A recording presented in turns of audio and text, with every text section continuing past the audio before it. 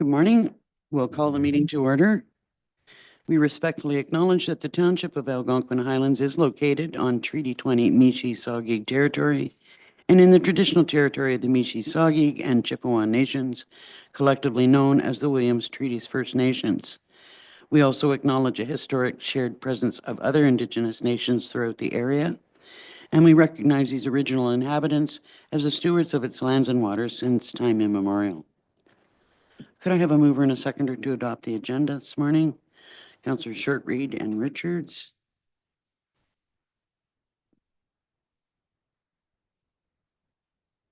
Moved by Councillor Shortreed, second by Councillor Richards. Be it resolved, the October 3rd, 2024 meeting agenda be approved as circulated. All in favor? That's carried. Is there any disclosure of pecuniary interest or general nature thereof today? Hearing none, just one comment for the information of our viewers. There is a planned power outage for our area that's scheduled to take place around 9:30, which could cause a little bit of problems with our live stream. So in accordance with our procedural bylaw, the meeting will continue. We'll try our best to get live stream back up and running, but the council chambers remains open for the public for viewing if they so desire. Could I have a mover and a seconder to adopt the minutes? Councillors Shortreed and Richards. That's for September the 5th and 19th. Moved by Councillor Shortreed, second by Councillor Richards. Be it resolved, Council approves the September 5th public and September 19th, 2024 regular meeting minutes as circulated. All in favor? That's carried. We have no public meetings today and no delegations or presentations. Was everyone satisfied with the items on the consent agenda? And did anyone want anything pulled from the consent agenda? Okay, could I have a mover and a seconder then to approve the consent agenda? Councillors Barry and Shortreed. Moved by Councillor Barry, seconded by Councillor Shortreed. Be it resolved, items listed under the consent agenda are considered routine and enacted in one motion. That each matter of business contained in the consent agenda is recorded separately in the minutes of the meeting, and the council has reviewed the consent agenda consisting of various staff reports containing proposed recommendations, and further council approve and adopt the October 3rd, 2024 consent agenda and recommendations contained in the staff reports and direct staff to proceed with all necessary administrative actions. All in favor? That's carried. Nothing under building and bylaw enforcement today, so we'll move right into Parks, Recreation, and Trails.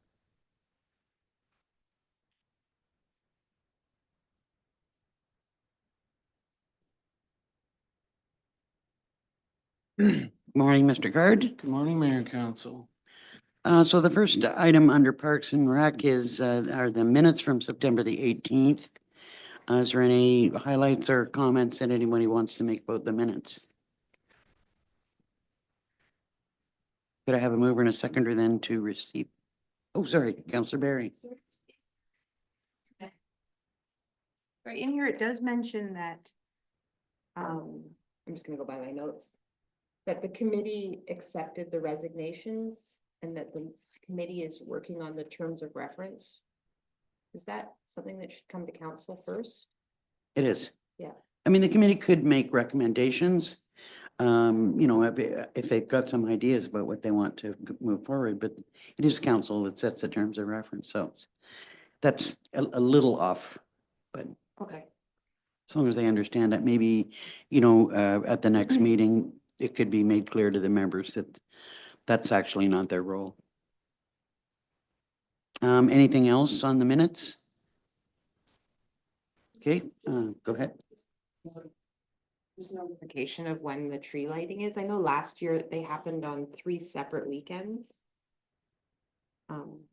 If any of council has to leave town during that time of year, it makes it challenging to attend all 3 if they're on 3 separate weekends. Just I know that was sort of discussed last year, but just my 2 cents. Councillor Richards. Last year, it was actually on 2 separate weekends. We had Oxtown and Stanhope the same weekend, and then Dorset was the following. This year, the plan is for Dorset to be on a Sunday. Oxtongue to be on their traditional Friday night. And Stanhope, they are looking to align it with the volunteer firefighters, children's Christmas party. Christmas. Great. Yeah. Yeah, that'd be good. Well, I'm sure we'll know more about that. Anything else on the minutes? Okay, could I have a mover and a seconder then to receive them? Deputy Mayor Dayu, Councillor Barry, Moved by Deputy Mayor Dayu, seconded by Councillor Barry. Be it resolved, September 18th, 2024 Recreation Committee meeting minutes be received for information. all in favor? That's carried. Unfortunately, we have another resignation from the Rec Committee. So we need to receive that resignation. Deputy Mayor Dayu, Councillor Barry, Moved by Deputy Mayor Dayu, seconded by Councillor Barry. Be it resolved, council acknowledge with regret the resignation of Greg DeLong from the Recreation Committee. all in favor? That's carried. And next, we've got a discussion about the Rec Committee, and I would ask before I go any further, have we actually advertised for new members? There was an advertisement that went out on 2 separate occasions, but we haven't received any applications. So we're down to how many members on the committee?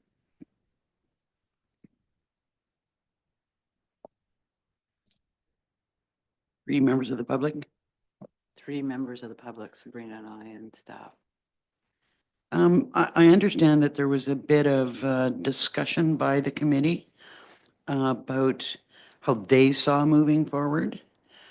Anybody want to comment on that?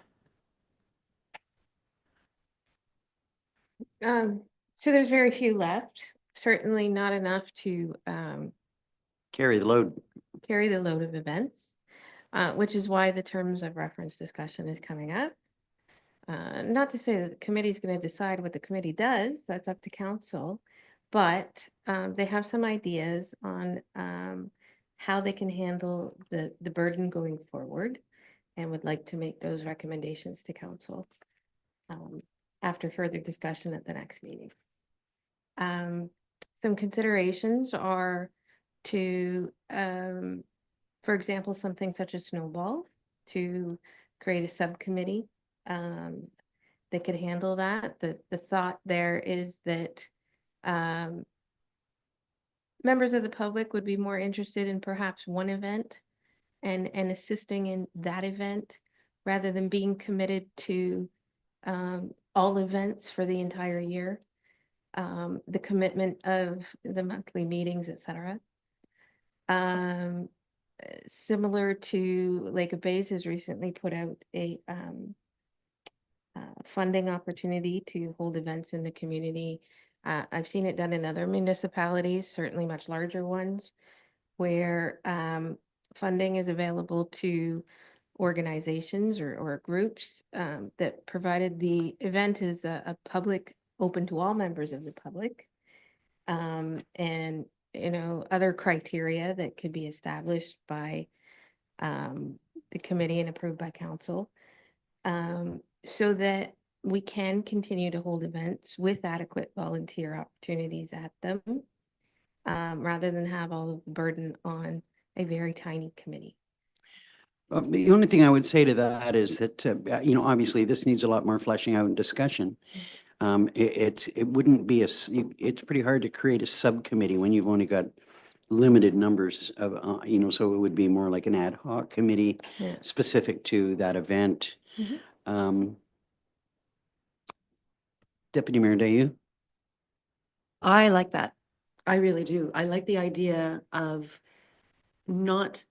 potentially not having a broader committee at all, potentially, but rather having the opportunity for ad hoc volunteers to come on a event by event basis. That just gives more flexibility to them, reduces the burden. I really, really like that idea. My sense from the last couple of years now of the Rec Committee is that it's been a good try, a good experiment to see if we can bring these 3 committees together.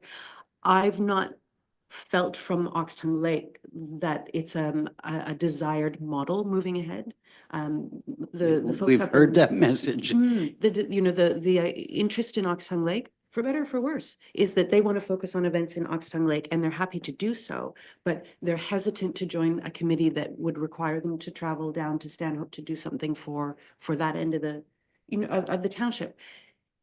Do we wish that we could, have more of a township-wide spirit for these sorts of events? Absolutely, but I don't think that's where we're at right now.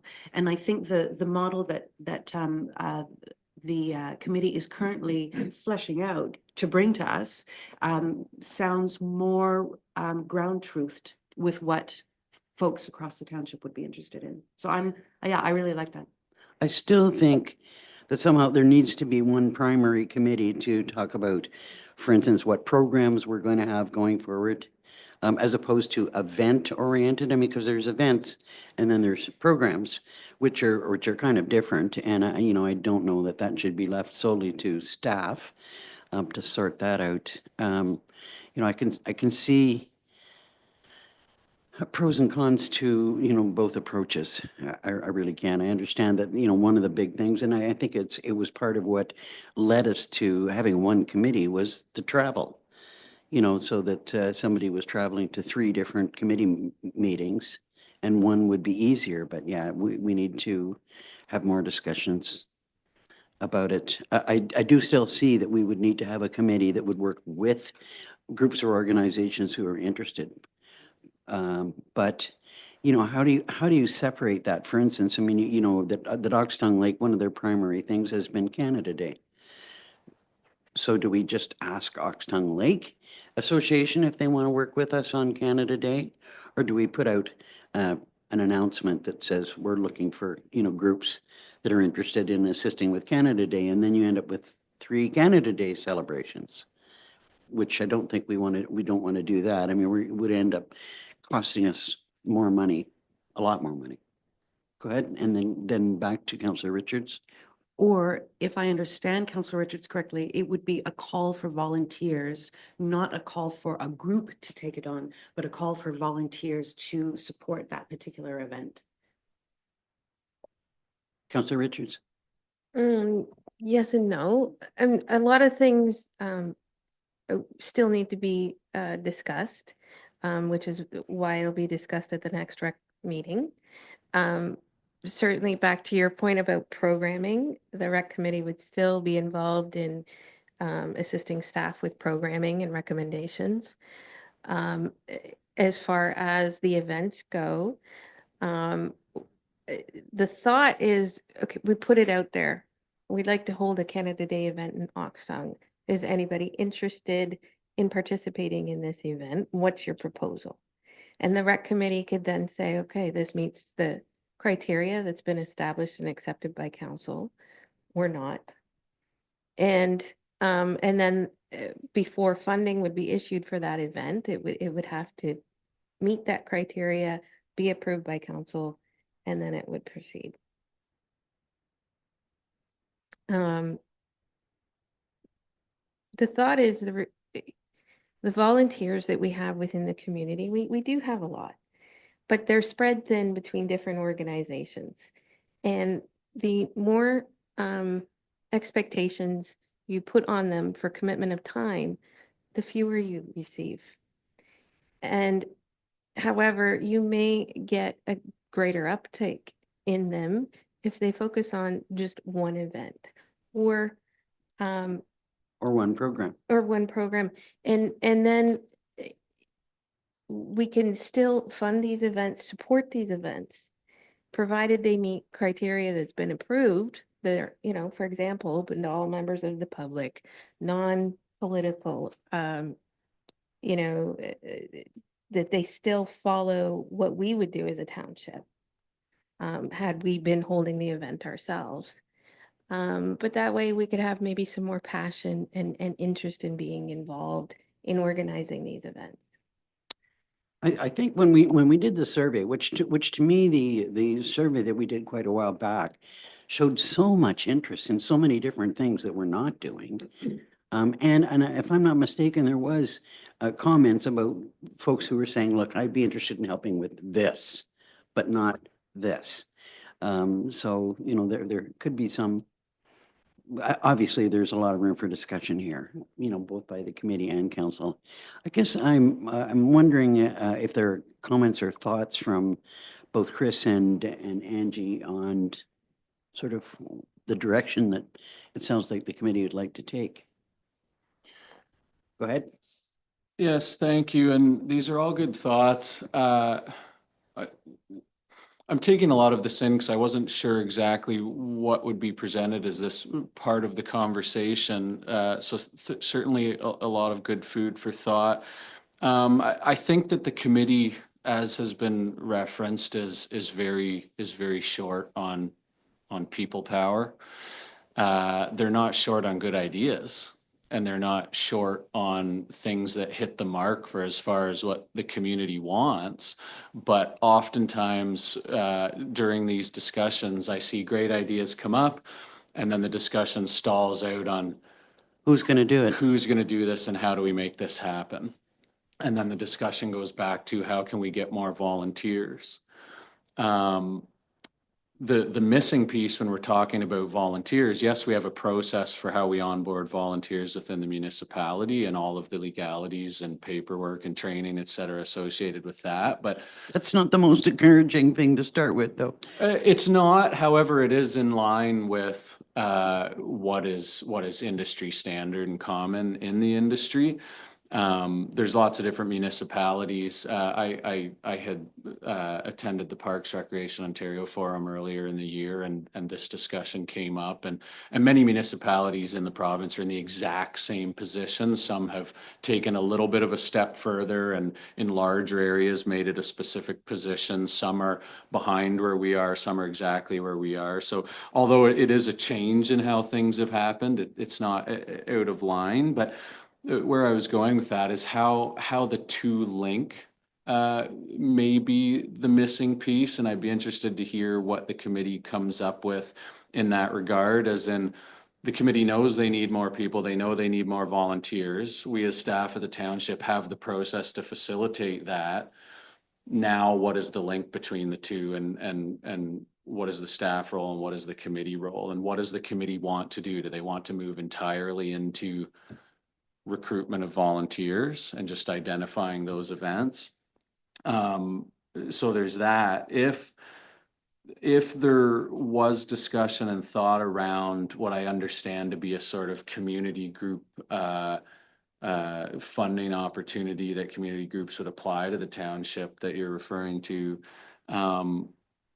my question with that is there demand for that at the moment? I know there are some community groups who we partner with, whether or not they're interested in taking on events. I haven't had requests, or our department hasn't had requests to show a demand for other community groups looking for funding, wanting to put these events on. So I'd think of that as very much looking at it from kind of a business case perspective. It's a great idea, and I think there's opportunity, and yes, I've seen it in other locales, but is there a demand for it? So I'd be interested in hearing what the committee comes back with, and certainly echo that it's people power that is the challenge. Well, and this comes up again in the communications portion of our discussion that, you know, that we need to look at how we go about recruiting volunteers and showing our appreciation for them as well. Because that's another subject entirely. I do like the idea that when we're, for instance, now when we're recruiting for volunteers, we're recruiting for committee membership, which says something so much more than recruiting for soccer, you know, or any specific event or activity, where you might get a lot more uptake if people know that, look, that's all you know, that's all I need to do, and that's what I'm interested in, as opposed to becoming involved, you know, at a higher level. But, you know, we don't want necessarily to have committees that are acting like little councils that are, you know, have all kinds of good ideas, and then it's okay, so who's going to do it? And back to staff it goes. And that's, that's not the way it should work, or we would like it to work. Councillor Richards, then Deputy Mayor Dayu. I think that a lot of our local organizations and associations are already holding events on their own.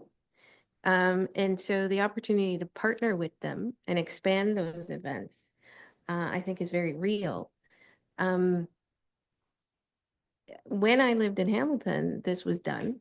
And I did join one of the local, we called them hubs, that would organize an event, apply for funding to a committee of Hamilton's council, who would check and make sure it met the criteria, and then it would go to Hamilton City Council for approval of the event. And it worked wonderfully throughout the entire city on organization of all of those events.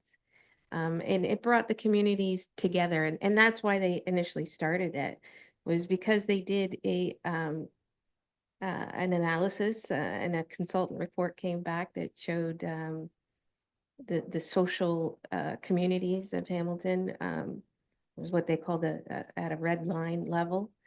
And this was the program that came out of that, was to encourage community involvement and community interaction. And it has been quite successful in doing that. So I think it's something that we have many reasons to consider here, but it does require a lot further discussion by both the committee and council. When I think about the lake associations, I mean, two things come to mind.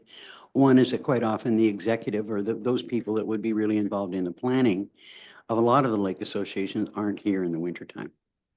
Which does pose a bit of a problem. And I would wonder whether lake associations they all have their own events that they do, some of which we could probably tie into and share with. Some, I would think that the lake association would want it to be specific for their own people. So, we'd have to try and get through that. Deputy Mayor Dayu? But on the lake associations, I think they could be a very good conduit for the kind of conversation you were referring to earlier about regular programming. You said, we should probably still have a base of people who could advise on regular yearly programming. And perhaps some form of boosted information channel with lake associations would be a good way of receiving that information, because they do have the ability to harness ideas from around the lake and speak as a group if they have the bylaws in place to do so. And it could be a good way of strengthening our relationship with them without that necessarily the additional onus of funded events or anything else, not discounting that option, but rather in terms of strengthening the committee on regular programming, this could be one piece of it, one very good piece of it. And I'd love to have a stronger relationship with our lake associations. I really, really would. Well, and I mean, that speaks to our strat plan, about greater partnerships and working with other groups, it brings the community together overall. Councillor Richards? I also think the other thing it does is in, meeting the criteria to fund the event, it being open to all members of the public, it provides that inherent opportunity between those who are seasonal and members of a lake association and those who are permanent residents, and bringing them together in the same event. Any thoughts, Madam CAO?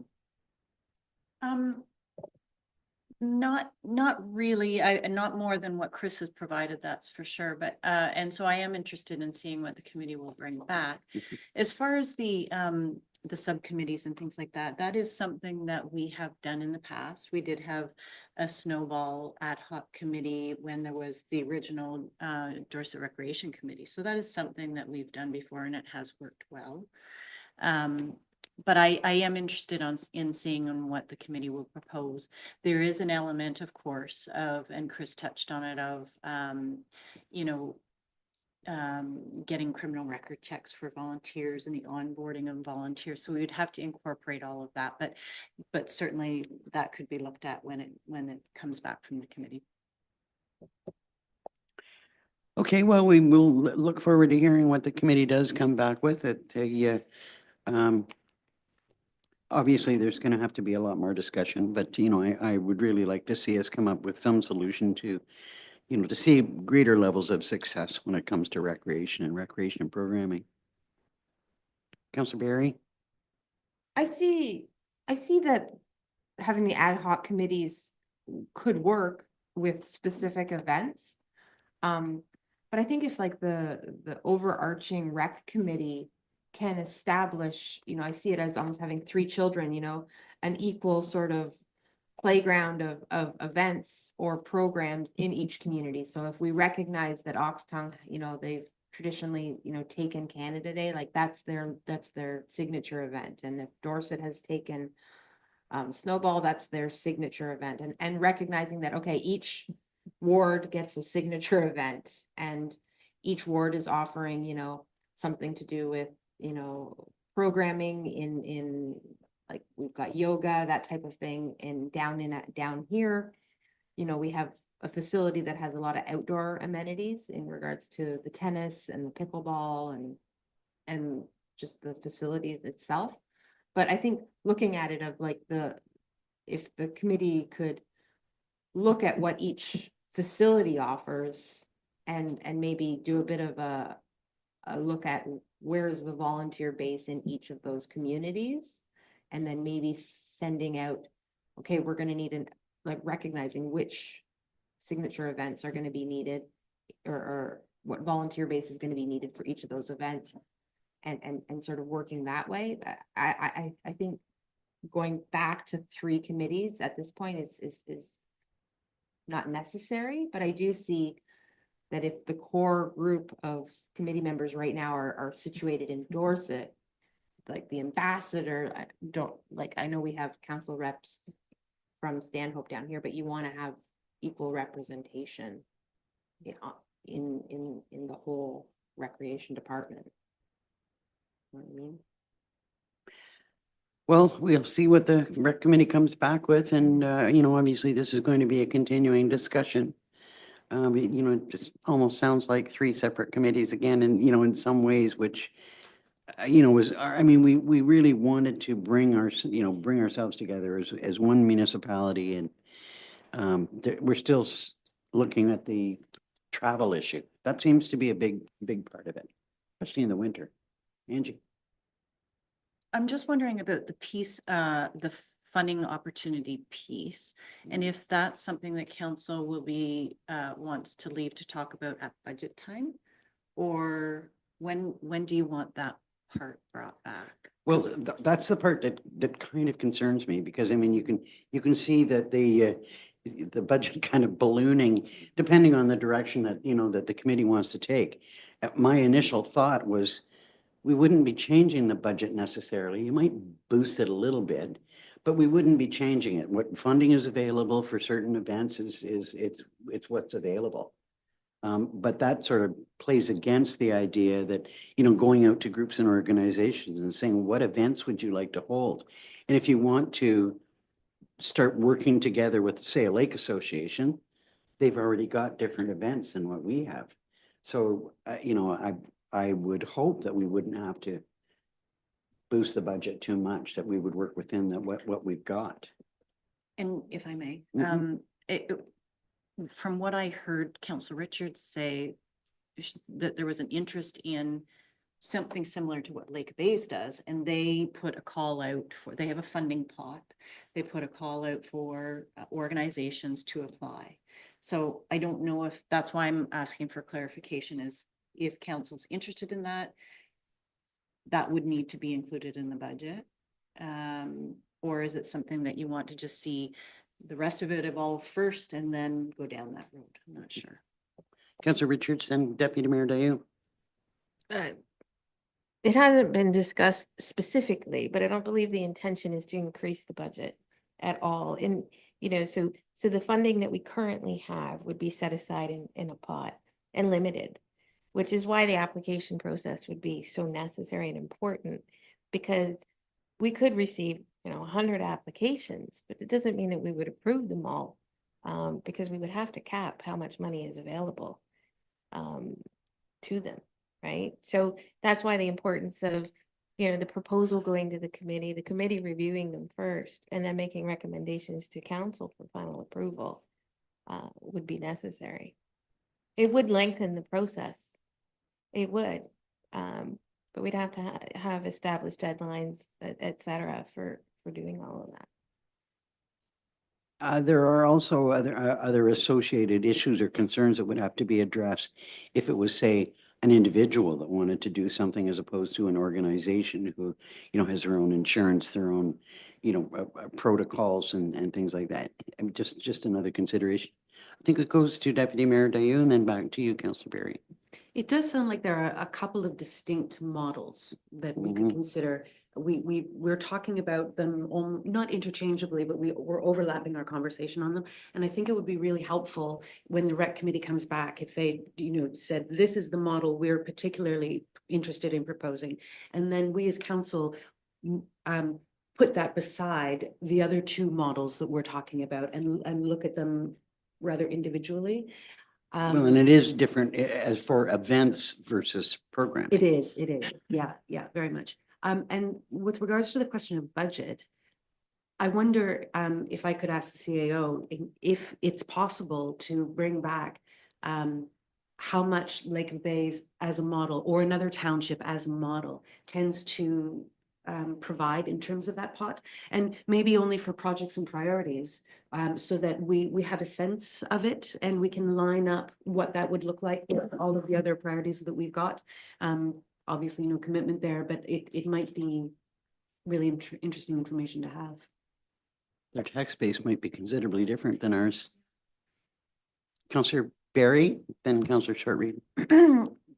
Just in regards to events and programming as well, would there be a call out for events like the Township of Algonquin Highlands is looking for hosts and suggestions for events and maybe similarly programming? Possibly, yeah.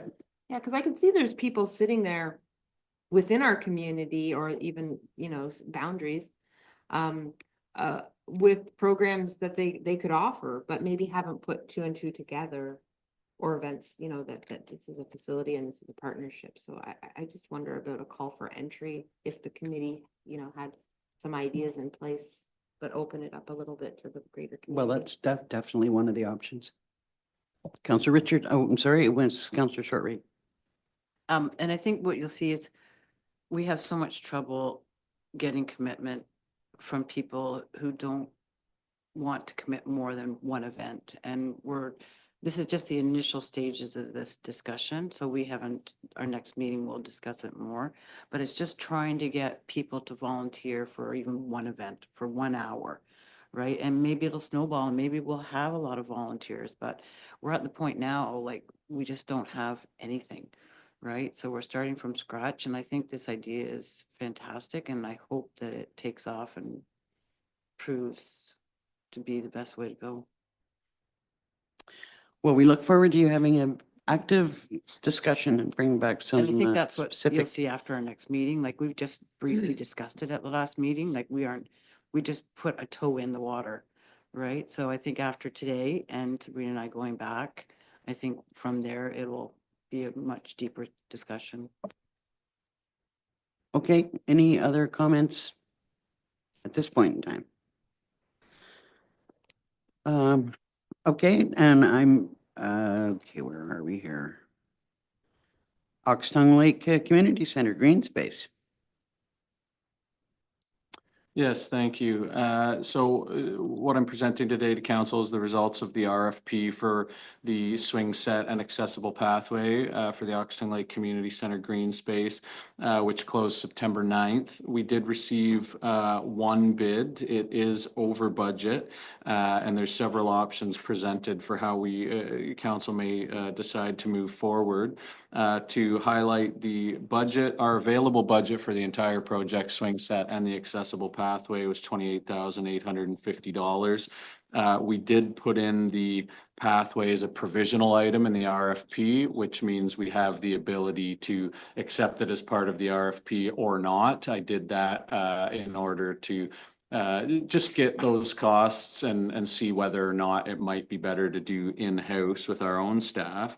So the one quotation which we did receive was for $29,414 for the swing set, and then $99,960 for the pathway, for a total of $39,374, which is short $10,524 on our budget. So I've outlined three options that are available in the purchasing policy. Of course, the first one is to accept the bid altogether, including the provisional item, and move forward with the installation as soon as possible.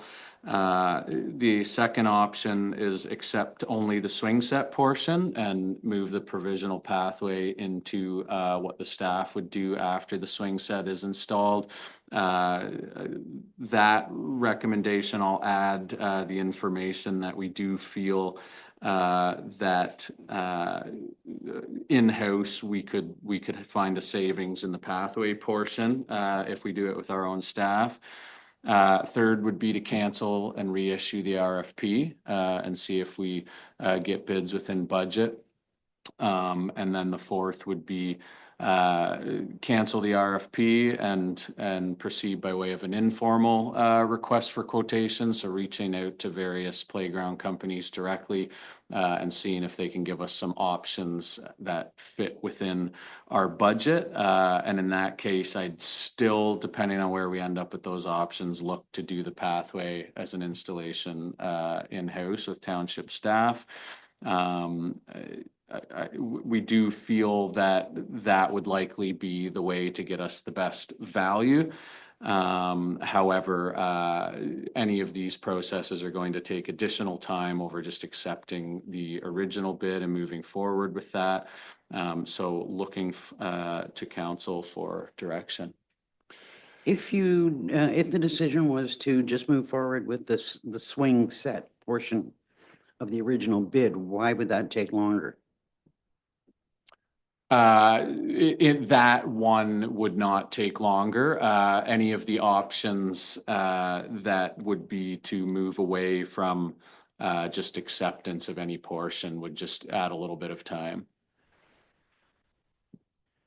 I guess I'm wondering whether the fact that we've asked for two, to look at purchasing a swing set is one thing, and there are certain companies that offer like playground equipment, period. But they wouldn't necessarily be interested in developing a pathway, because we're asking for two completely different types of work, if that's where we've run into the problem. I do find this a little bit frustrating. It just seems like it's been so long us trying to just get a swing set in place. Oxtongue has been waiting quite a while, and I know that they're, not particularly happy about this. I'd like to see us come to a conclusion that gets the swing set in place as quickly as possible. Anyway, thoughts, comments? Deputy Mayor Dayu. I wonder, is there knowledge out there about whether if we went out and bought not an off-the-shelf swing set, but one that we sourced ourselves, would it be dramatically less? Because I'd like to think that it could be dramatically less in cost than getting an RFP. The 28,000 for me sounds outrageous. It just, I don't think I could stomach saying yes to that bid. I think I'd prefer option 4, where we go out and we find the right one for us, believing that the cost would be less, frankly.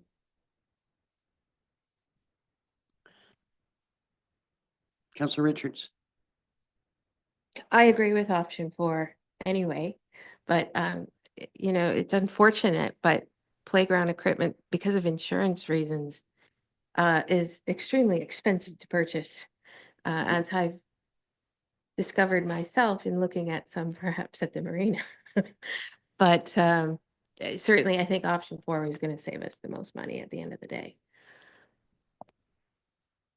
Yeah, I agree that playground equipment really is very expensive, and I'm not sure that we would find an option that was, considerably less money if we went out and did some research on that. And we are definitely getting into another delay. It seems to me that we heard people sort of stamping their feet about this, if not last year, maybe even the year before. So, I just want to make sure that the community understands if we're going to have a delay. Councillor Shortreed. And I agree with option 4 as well. It's October now. Nothing's gonna happen. Nobody's gonna use it all winter. So if we can have it run the frost out of the ground in the spring, we've got lots of time. As long as we're ready in the spring, that we're not like talking about this next fall. So Councillor Berry. I totally hear what Counselor Dayu is saying, and I wonder if option 4 would, by reaching out directly to the playground company for quotations and providing, installing the swing set, is that somewhat of the same thing by going with option 4? That would be my recommendation, but I see just, can we not just get the quote from the provider specifically, or is that not allowed because it would be single sourcing? Okay. Chris, sorry. Your understanding is correct, as is Deputy Mayor Dayus, in that option 4 is essentially opening up the ability for us to shop around. Of which would also include a discussion with the company. The confines of an RFP are such that until we cancel that process, we can't move on to that step. Now, I will say that doing the shopping around does not guarantee we're going to find a better price. I'm fairly confident that we will, but it's not a guarantee. If I could ask, is the company that bid on it a supplier of playground equipment? Yeah. Okay. Yeah. Well, I'm hearing option 4. So if I could have a mover and a seconder to receive the report and to recommend option 4. Councillor Shortreed. Councillor Berry. Moved by Counselor Shortreed, second by Counselor Berry. Be it resolved, council receives Park Recreation and Trails Report, PRT 2324, regarding the Oxtongue Lake Community Center Green Space RFP results for information. And may council direct staff to proceed with option 4 as outlined in the report. All in favor? That's carried. Thank you, sir. Thank you. Next up is environmental business. Good morning, Melissa. Good morning, Mayor and Council. I honestly don't know how you keep track of this stuff. I really don't. It certainly is a complex file, in the words of one of my colleagues.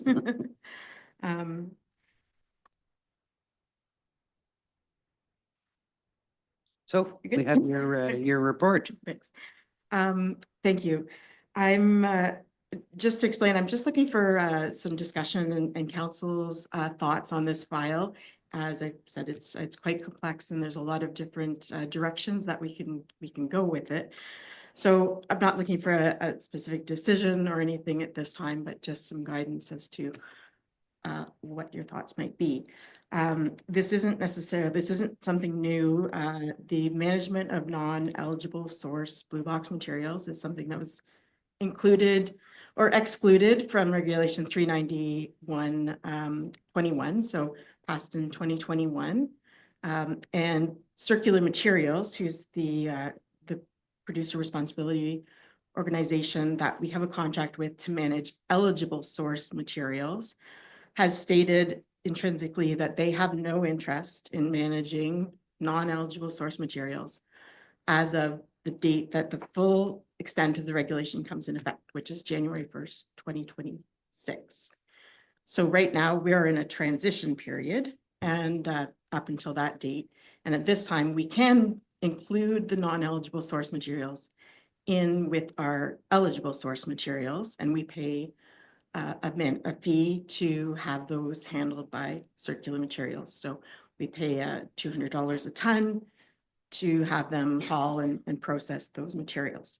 But that has to end as of that January 1st date. They will not allow for non-eligible source materials to be included with the eligible source materials. And just to clarify for everybody, non-eligible source materials are all the materials that come from the commercial sector, businesses, camps, campgrounds, Townships. all municipal facilities. So that would be the town hall, fire stations, libraries, garages, community centers, any places of worship, nonprofit organizations, resorts, marinas, all of those other materials which don't fall in the eligible source category, which is basically our residential properties. So it's not a substantial amount of material in Algonquin Highlands. We don't have a large business sector, but we do have a diverse sector. And it is a difficult sector to even identify or to know what it is, who it is. We don't have a specific database or anything of what all of those sources would be. So it's a little bit more challenging to address all of their needs. We tried to do a survey in 2022 that across the county, we did a business survey just to try and get an idea of what businesses were doing with their recyclable materials. And we did find across the county that most businesses were dropping them off at their local depots. We didn't get a huge response rate from Algonquin Highlands in that survey. So just taking representative data across the county is being similar to what it might be in Algonquin Highlands.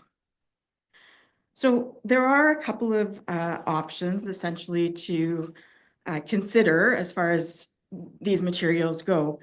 The township has no obligation to manage these non-eligible source materials. So materials from what they call the IC&I sector, so institutional, commercial, and industrial, are not part of the regulation that requires the municipality to handle waste or blue box materials. So these are outside of that.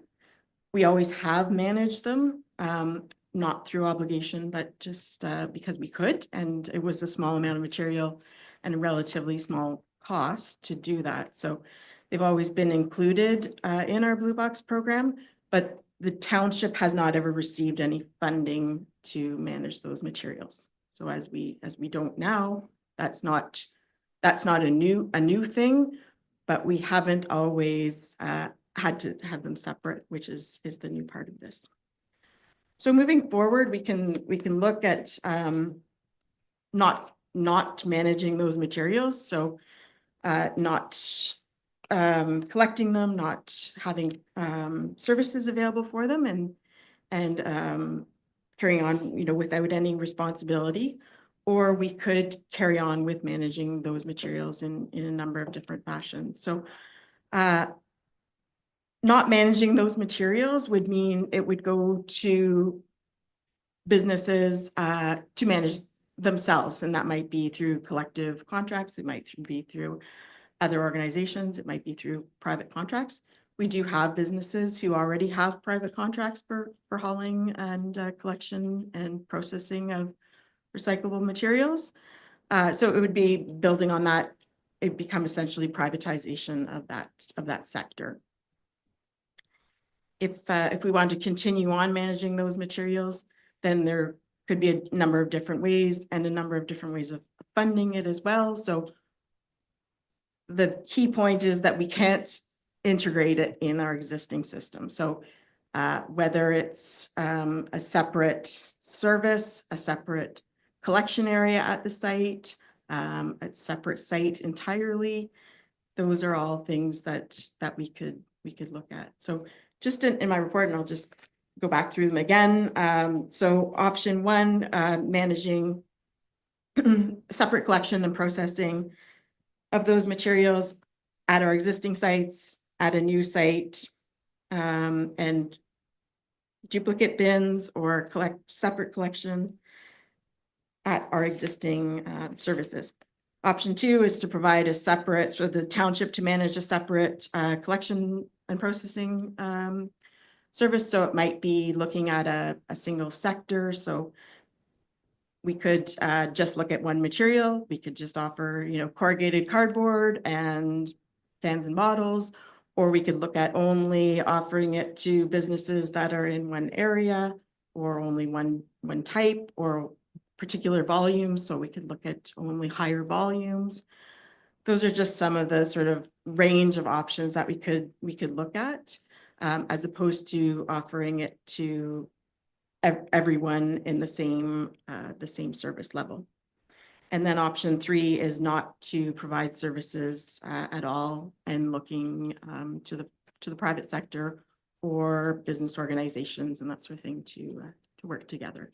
And something like that, it could be a resort association who has a contract across the province to do that, or it could be the Halliburton BIA might look at having a contract. There's other areas that could pool together to offer those services. So it's not, I wouldn't suggest that it just go as it'd be difficult for the size of businesses that we have in the township for them to, everyone on their own, to be able to manage materials themselves. So it would be some different collective organizations to do. Are you hearing any word from other organizations that they're interested in doing that? Like you use the BAA as an example.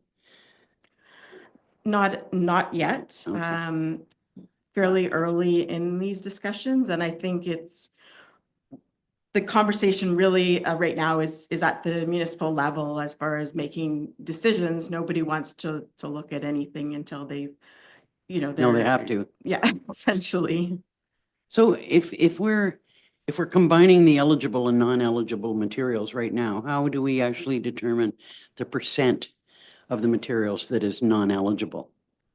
So this was something that I brought to council and we did discuss previously, because in our current agreement, we did have to decide amongst different ways to what that calculation was going to be. Because we didn't have specific information, about our non-eligible materials, the decision was to use a factor based on our impact property classifications. So we looked at the number of properties we had in the township and what percentage of them were non-eligible, and we applied that percentage to the amount of material that we collect. So our calculated percentage was 2.13%. And that was what we applied to our collection contract.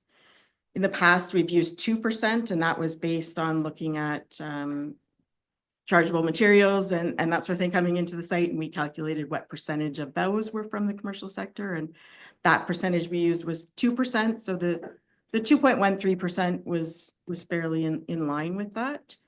Other municipalities, Dysart, for example, they did a study that was funded through the Continuous Improvement Fund, where they actually did a separate collection system at 2 of their sites. So they had all the non-eligible sources. They were, as people came into the sites, they were asked whether they were from an eligible or non-eligible.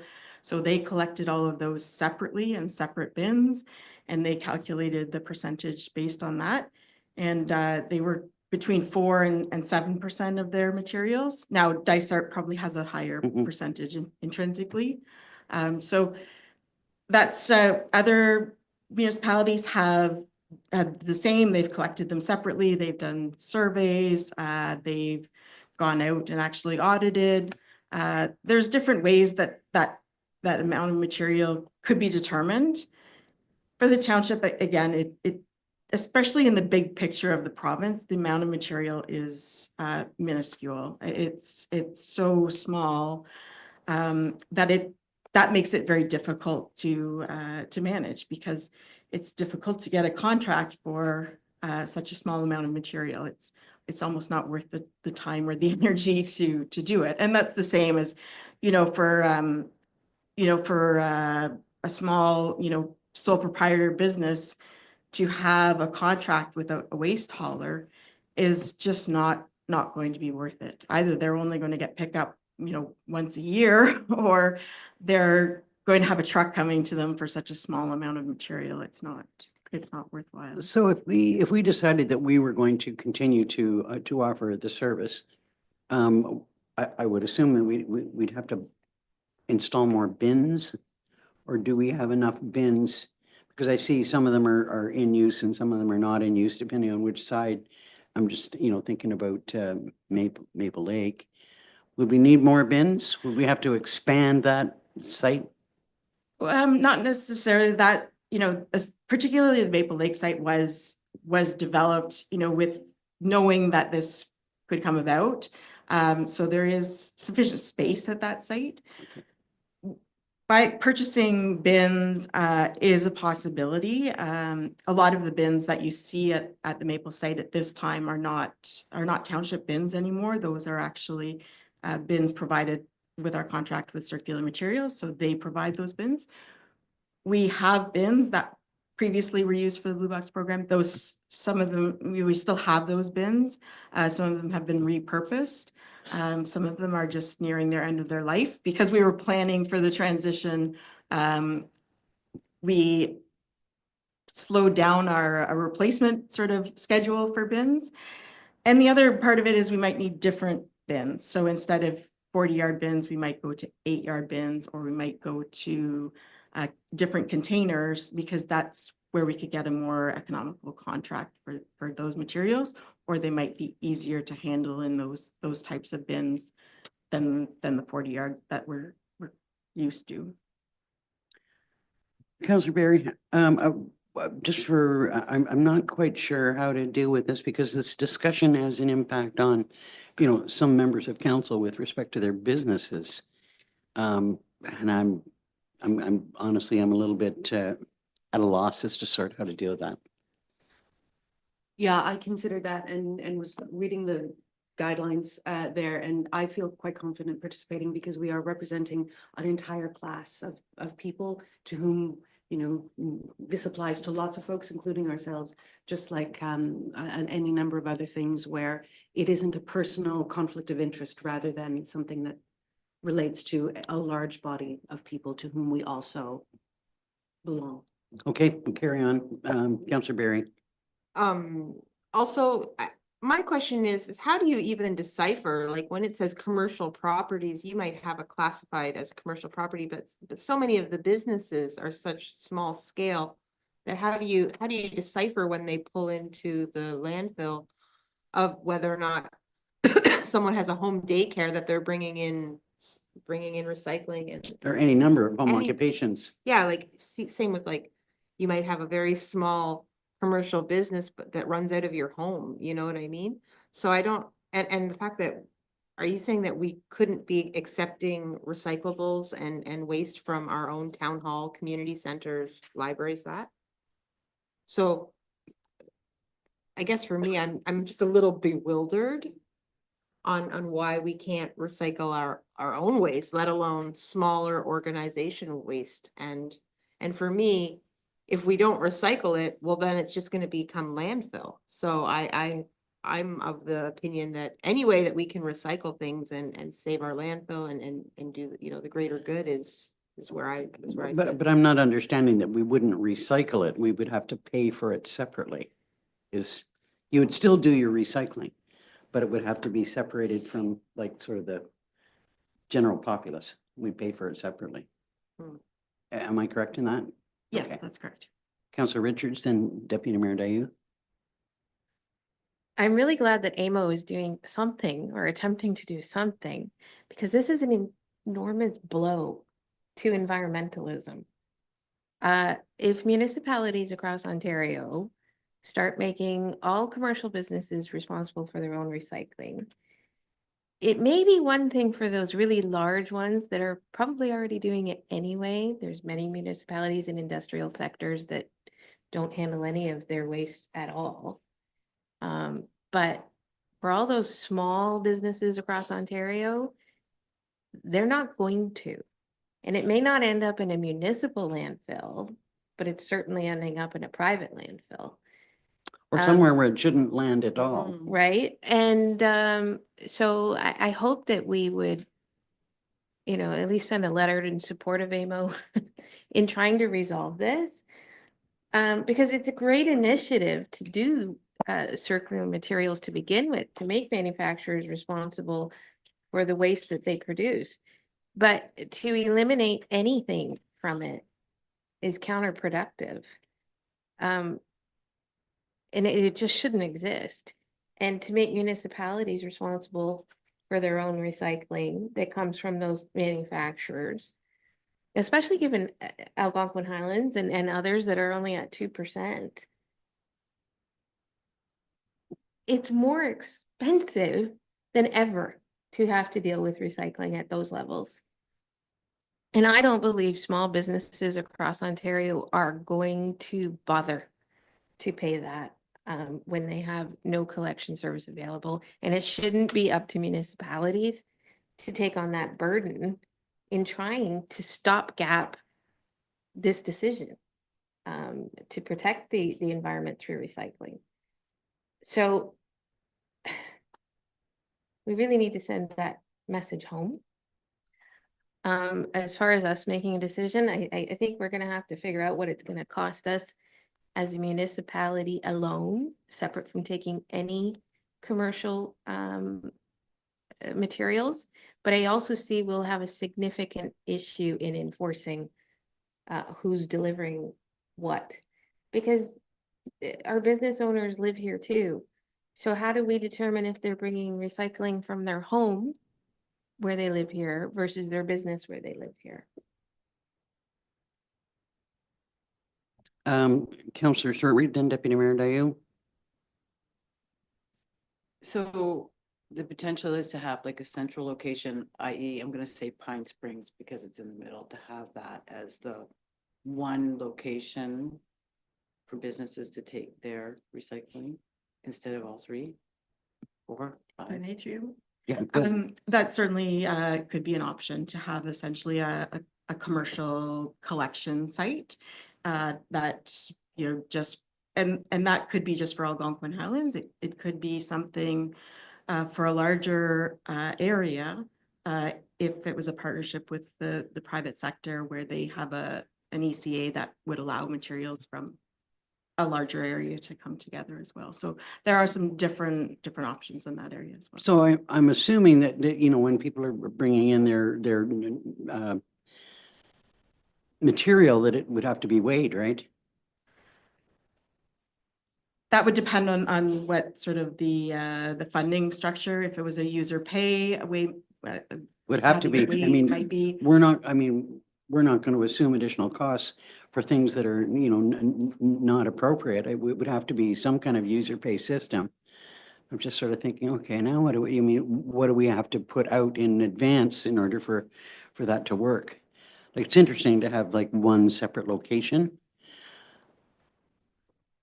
Deputy Mayor Dayu. I am all for option one. I realize that it's going to cost a little bit more money. Option one being provide separate collection and processing services for collection of materials from non-eligible sources. I would like to do our utmost to see if we can keep the transition and the change as minimal as possible for all of the reasons that have already been said. I don't think that essential collections service would work for, small cottage industry folks, let alone anybody else. We have already been paying for those commercial materials, and I appreciate that the cost will be higher because we will have to have that separate system and the separate service and the bins, and I get that the cost will be higher, but I think we should make the transition as seamless as possible with as little visual change as possible. I don't think it's going to work unless we keep it as close to what we've got as we can. The costs will have to come back, certainly. I know that's, that will be what staff would do for us. I am not sure. I'm ready to say, make it a pay per use system. I think I'd like to see the costs before saying, oh, of course they're going to have to pay for it. I'm not ready to say that. Let's see what those costs are, but I'm not interested in the other two options. But if it's non-eligible material, why would we be paying for it? Why would we assume the additional costs? we've already been paying for commercial waste. Would you repeat what you said earlier? I heard what she said. Well, from Okay. from my own understanding. If I may, so it's, we've always collected those materials and there's always been a reduction in our funding for our eligible source materials from that. Moving forward, as you explained, our costs would be significantly more than we have paid in the past, because having it be a separate system, obviously, is, smaller volume of material, but essentially the same level of service increases the, the cost per ton and that sort of thing. So yes, we have incorporated in our tax base essentially in previously. Whether that, council wants to keep in that direction, I can see, knowing the actual cost of that would be helpful there. I guess the thing to emphasize there is that we don't have that. There's no obligation on the part of a municipality to manage those materials. And as Councillor Richards said, in many municipalities, they aren't managed by the municipality. Businesses have private collection contracts and that sort of thing, and they're required to have that. The municipality still has bylaws in place that say we won't accept recycling, we won't accept, organics, whatever it might be in their waste system. Or in many municipalities, they don't even handle waste from the commercial sector. So it's an entirely separate system from the residential system. So there's a lot of variety sort of in the marketplace there. And because of our small size, that's where we have never made any distinction between them. All our materials have been handled exactly the same. So this is quite a change in sort of our intrinsic system, as well as costs. Councillor Berry. I tend to lean on option one as well, because I feel like if it's only at one site, again, in the end, there's going to be less recycling. People are not going to make the effort to go to that one site the way they could if it was at, their closest landfill. I guess in regards to option two, you didn't specify what those subset of non-eligible sources would be, so I don't really know where that sits, but I'm curious to know what you would recommend if we were to go with option two. I'm tending to lean on option one, but if we were only to offer a certain amount of non-eligible recycling or services bins, shall we, what those would be or wouldn't be. If I may, through your mayor, I think that option would need some sort of further investigation. And as I said, I'm not looking for a decision on any of this, just as far as something to pursue. So if that is something council is interested in, it may be talking, could there be an option to have a collection route for corrugated cardboard, for example? Or are there services that could be available in maybe the Oxtongue area that would be different from what there would be in the Stanhope area? So that could serve that particular sector, as opposed to having the same system across the entire township. So it could be by area. It could be looking at, do we want to have a separate system just for municipal facilities, and then offer, a duplicate system at transfer stations, at waste management sites for the smaller volume sites, because the amount of material will determine what kind of services can be provided. So if we can go from it being, 40 yards a month to being 20 yards a month, well, then maybe we can look at having, instead of having a roll-off bin, we can look at having front end load, eight yard bins and having just one truck come in and unload that, and they might be able to go to 3 or 4 locations to load the truck. So different systems could come in place depending on the volume. And so sometimes bringing that down to a smaller volume or to particular materials. And that might be because maybe there is value in separating one particular type of material, for example, like corrugated cardboard, which the non-eligible source, there tends to be a fair bit more of that in that sector. So having something particularly for that, and to determine that would be, going out to some of our, the businesses that we know that are producing a lot of that and saying, hey, what would work for you? It happens to be material that a lot of businesses do have their own private contracts for, because it's easier for them to handle that than having to load it up and bring it to a site. So getting some of that information might help to look at some of those options within that. I think we need to try and keep, reduce the complication, the amount of work associated with, whatever direction that we take. I mean, I'm, in my mind, I like us to continue to offer a service rather than telling small businesses they've got to try and sort something out for themselves. That's a pretty big challenge. But I do think that we need to have cost recovery associated with it. That's my take. Councilor Richards. I think we need more data to us. So certainly option one, as far as separating that at certain sites, would help us to figure out what our costs are going to be, where the materials are coming from, what types of materials is coming from those non-eligible sources, so that we can more properly analyze what we're really looking at here. I do agree with Deputy Mayor Dayu that if you want to, and I'm not prepared either to look at user pay right now until we have more data.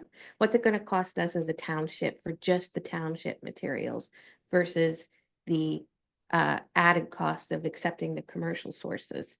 Because I don't think we're going to see a substantial difference, and therefore perhaps we negate the need to charge user pay for those commercial. We have such a small fraction of commercial sources that I think with the costs we're going to have as a township, there's not going to be substantial difference. But I'd like to see that data to see if my gut instinct on that is correct, as well as the ability to, as I mentioned before, really how do you enforce whether it's the homeowner coming or the business owner coming? I don't see how we can do that.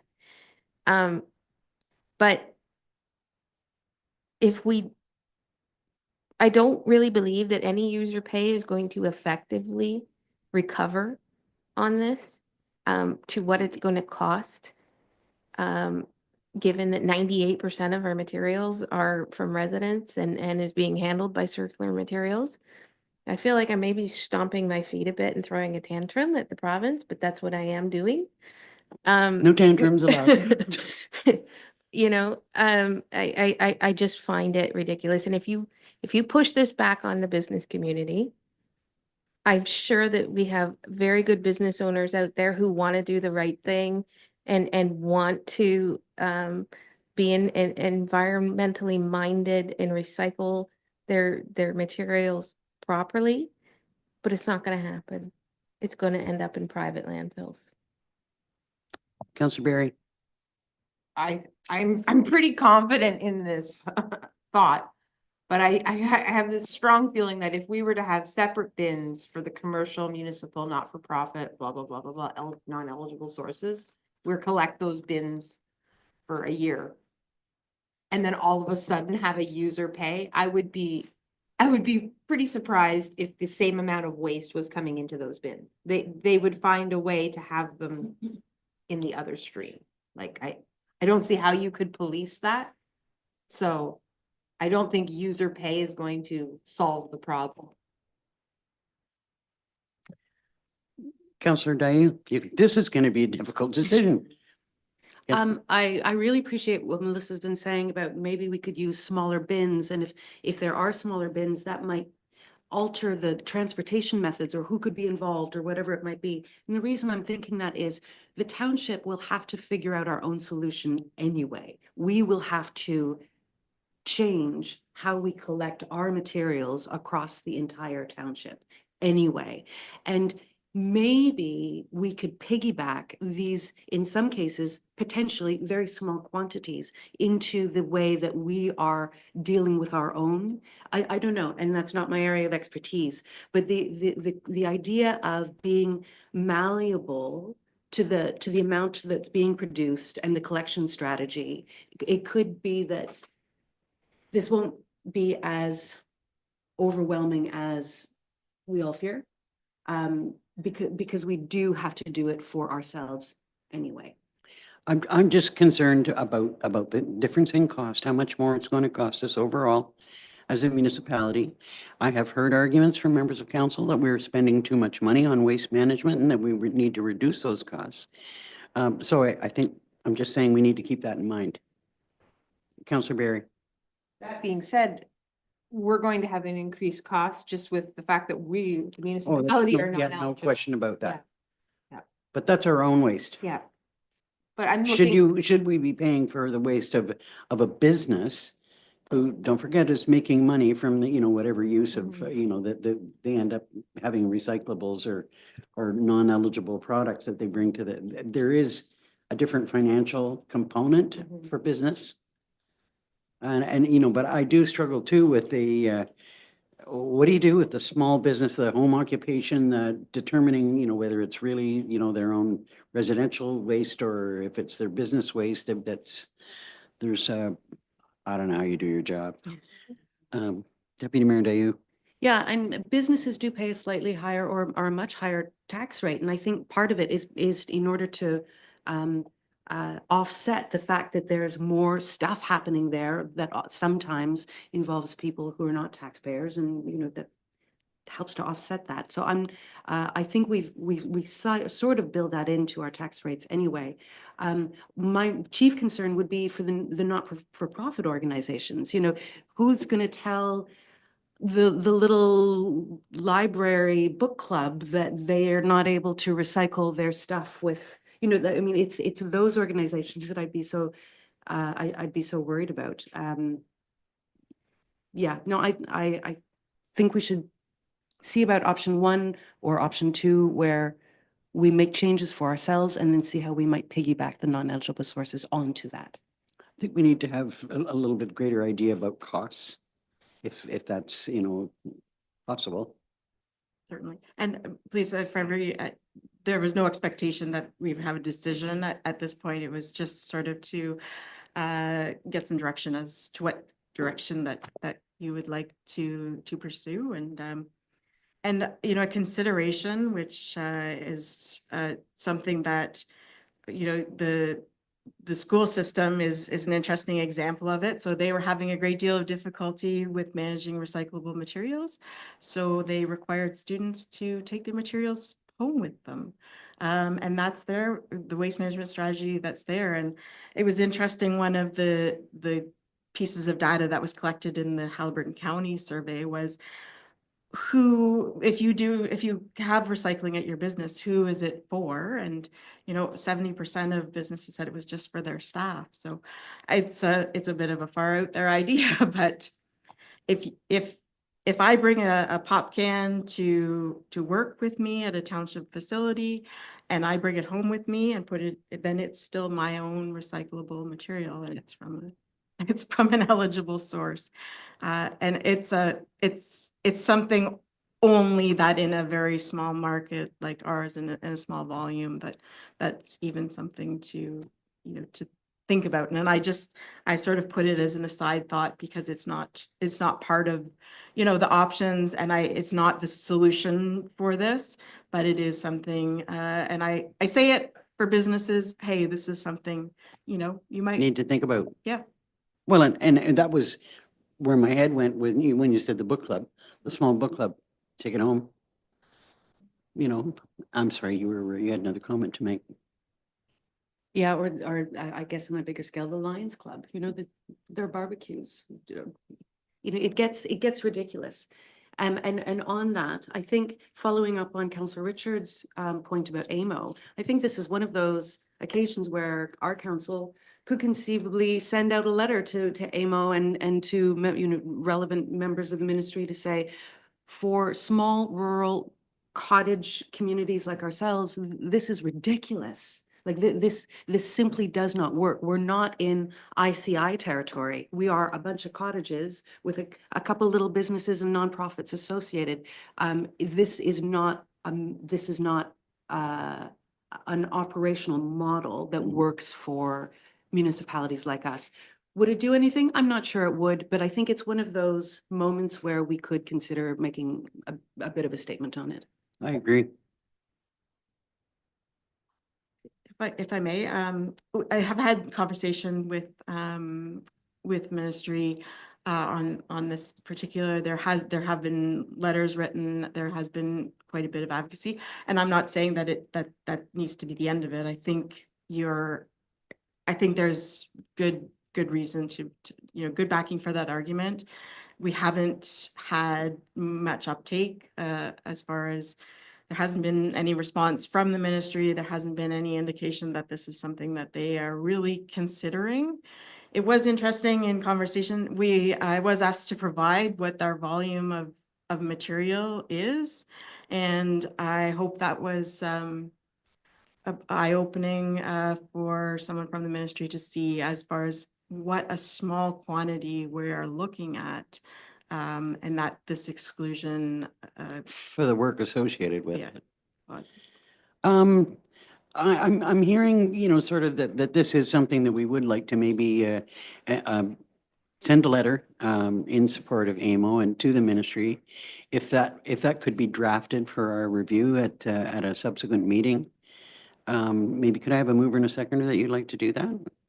Deputy Mayor Dayu, Councillor Richards. All in favor? That's carried.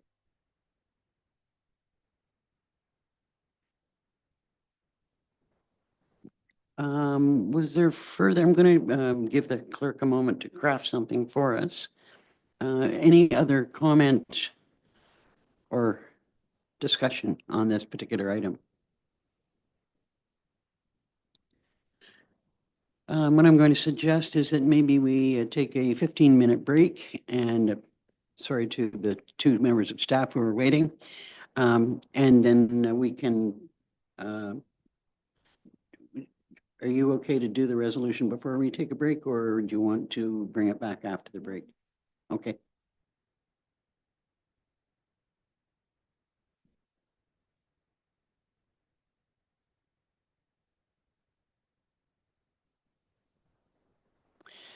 So you're generally hearing the direction that, when it comes to the options, that council is more in favor of than not, that we're looking for some costs.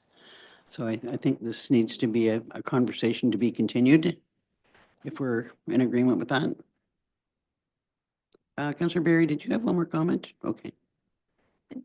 Sorry, was it Deputy Mayor, did you move that? If I may, just to clarify, so costs for management of those materials just from township facilities, and then as well costs for managing a duplicate system within our existing management sites? Is that? Yes, that's my understanding. And that may not be the last time we ask you to drill down on something for cost. And to be honest, in those discussions, some other options may come up, and I certainly will pursue those, looking at, other options for bin sizes or collection areas. And those I'll keep in consideration, but I'll focus sort of on those two distinct systems. Okay. Moved by Deputy Mayor Dayu, second by Councillor Richards. Be it resolved, Council receives environmental report EB 2724 regarding Ontario Regulation 39121, non-eligible sources for information, and that Council directs staff to prepare a draft letter to AMO and bring back to Council for review. All in favor? That's carried. Okay, we'll reconvene at 22:11.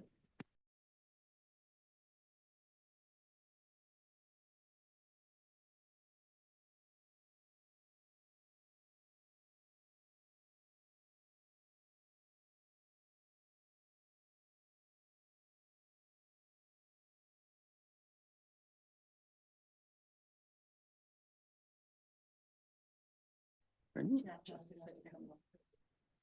I know, that's on.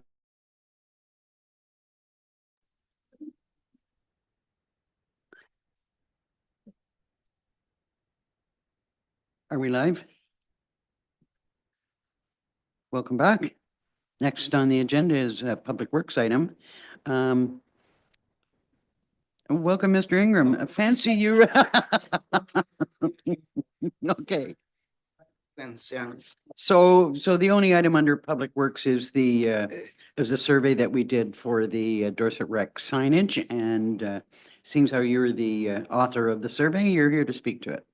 Yeah, and we had 109 responses, and there is overwhelming response for option number one. 73 of those respondents chose option one, which if council recall is the rectangular one with the smooth edges and the logo at the side. So by far and away, that is the favorite option.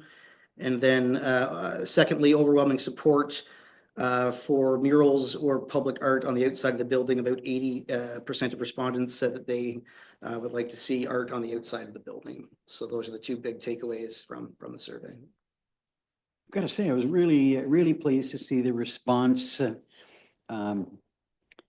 the murals. Well, the response for the survey at large, but definitely to the murals. Yeah, and it is only open for 2 weeks, so 109 responses in 2 weeks is pretty That's good. pretty There good. was high interest and a lot of support for art in general.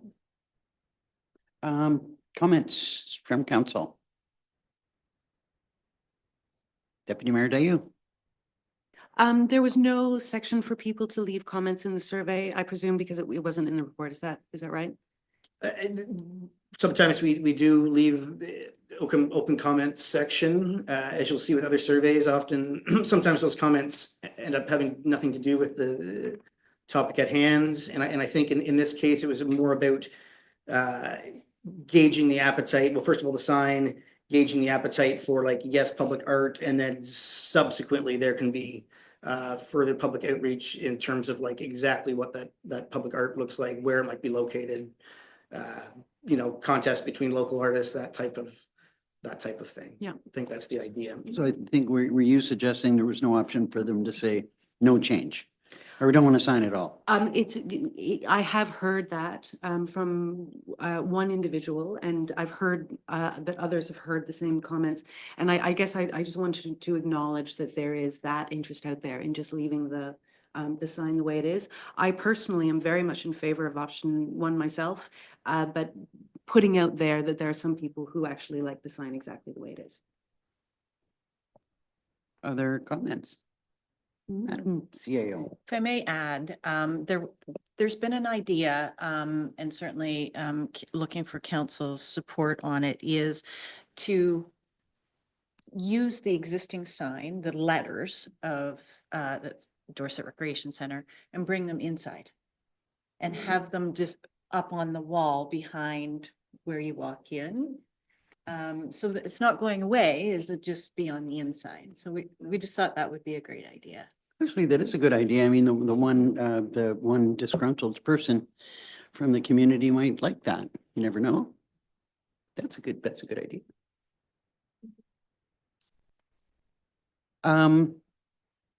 So what are we looking for in the form of a resolution, just to receive the results of the survey? Or to say we'd like to proceed with option number one?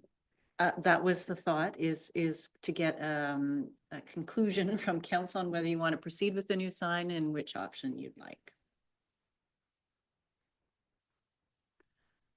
You'd like to speak, or you're saying option number one? Option number one. Councillor Barry. I'd like to proceed with option number one, but given the fact that there is public support for the mural, to allow for consideration for, instead of having the sign in the smack dab in the center of the building, or just consideration for when placing it for a future mural project. I hear you with respect to that. I'm just wondering, it had always, it's funny how you envision things, when you start talking about doing something, that I had kind of envisioned smaller murals, maybe could be on either side of the sign on the front of the building, where we might look at a much larger mural on the back of the building. Because to me, the back of the building is, I mean, that's rife for, you know, all kinds of things. And it needs something. So any other thoughts about placement? Deputy Mayor Dayu?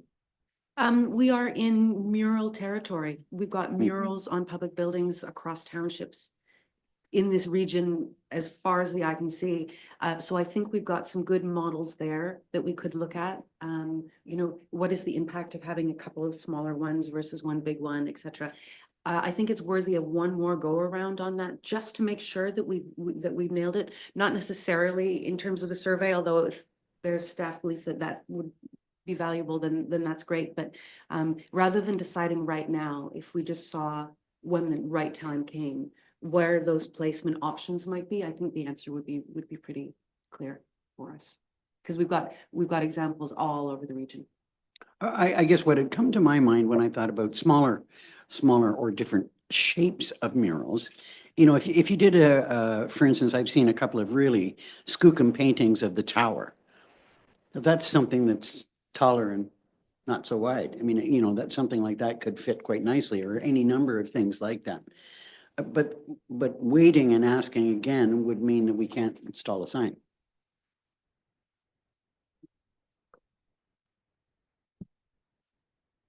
So thoughts from other members of council?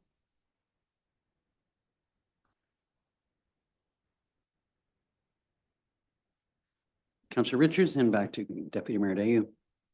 Personally, I like the idea of waiting until we've decided on the murals so that everything can flow together and we don't lose, you know, artistic ability in there. But I'm good with option one.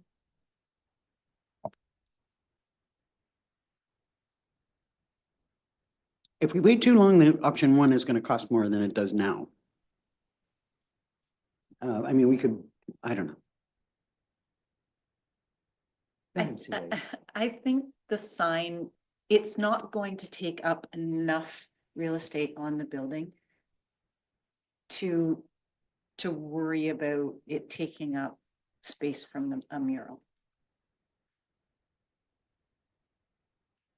I'm good at that. I can see that.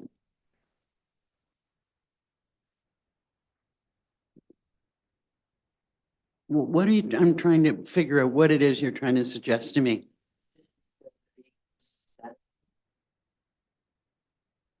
Well, that's what we're talking about. Where is the sign going to go? And I'm not sure that that's, anyway. Deputy Mayor Dayu. I'm completely in favor of allowing for the mural placement to be there. 100%. I think that's the right way forward. I wouldn't want to say where I'd like to see it on the wall unless I had the picture once again in front of me, just to visualize it. Doing it out of my imagination probably wouldn't end up with a good result coming out of my mouth. So do we order the sign and then worry about placement of it? Yes. Okay. So I think we can move forward with approving option number one, acquiring the sign. Sorry, go ahead. Just a question about next steps. Another survey. Well, and to engage the public, I'm assuming that's what council will want is to, and Chad, maybe you could jump in about what we want to ask the public. Do we want to ask for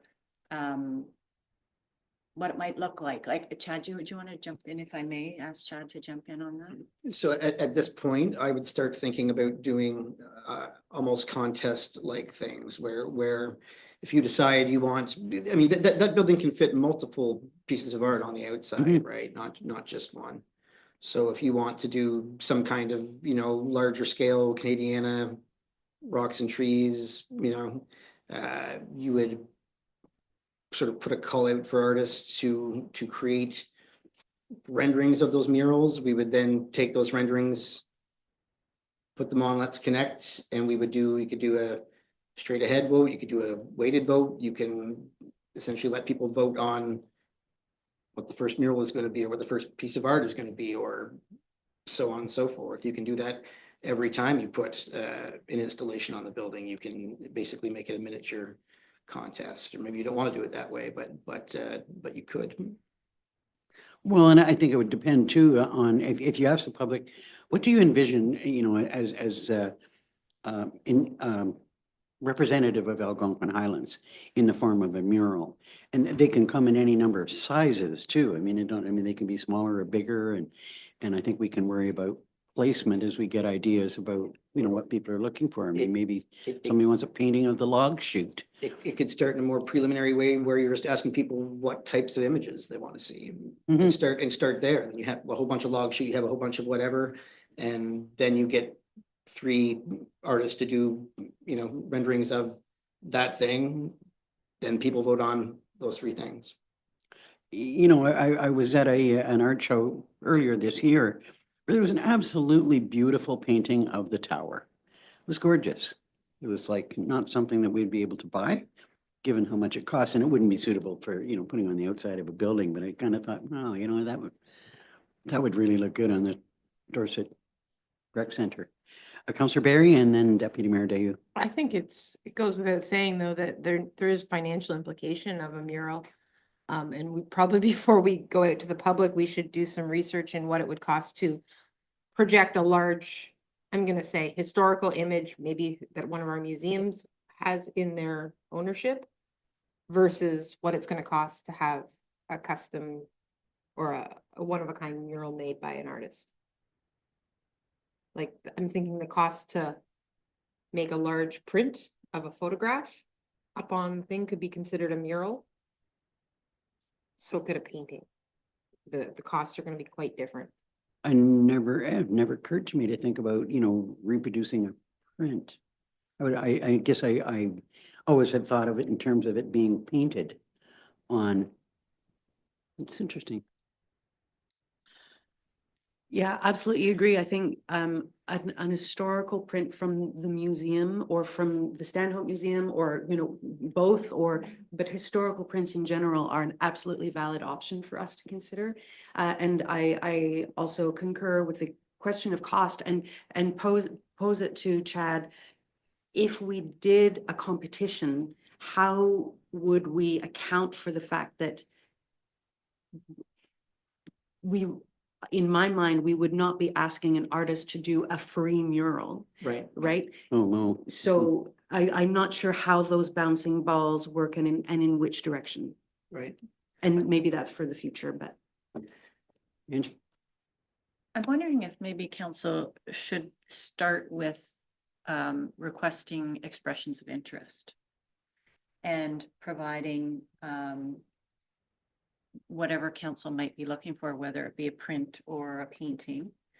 And then once you get those expressions of interest, you'd be able to choose from there.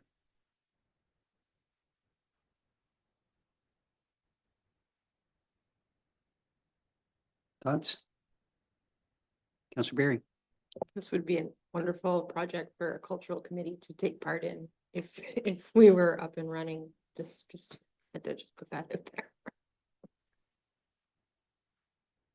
You're Sorry. absolutely correct. Yeah. Councillor Richards? I'm with Angie. I think the idea of expressions of interest is a good way to start. Deputy Mayor Dayu? Yeah, very much. In that way, you know, our museum committees could also provide their thoughts on what images from their own collections might be valuable for consideration. Okay. Could I have a mover and a seconder that we move forward in developing a request for expressions of interest? Deputy Mayor Dayu, Councillor Richards. Your work on this project is likely not complete. I get that sense. That sense. Thank you.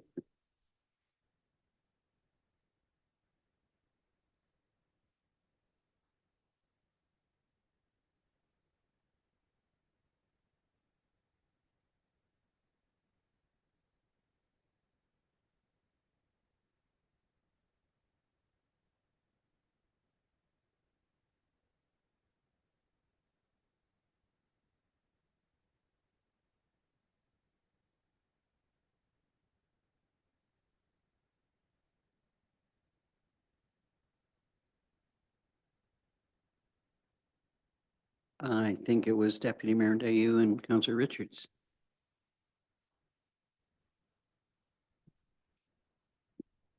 By Deputy Mayor Dayu, second by Councillor Richards.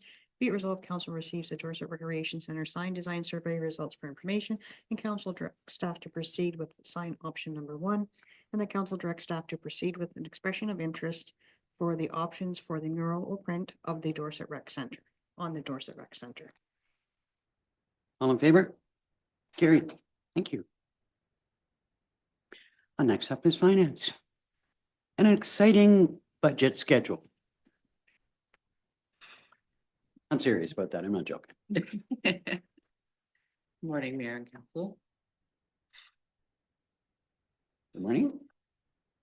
So the budget schedule is basically similar to what we've done traditionally each year. With getting things underway in 2024 at the end of November with the projects and priorities presentations to council. And then moving forward in 2025 with the first draft budget circulation to council by February 10th of 2025, and then discussions to follow on dedicated days on the 18th and 19th of February.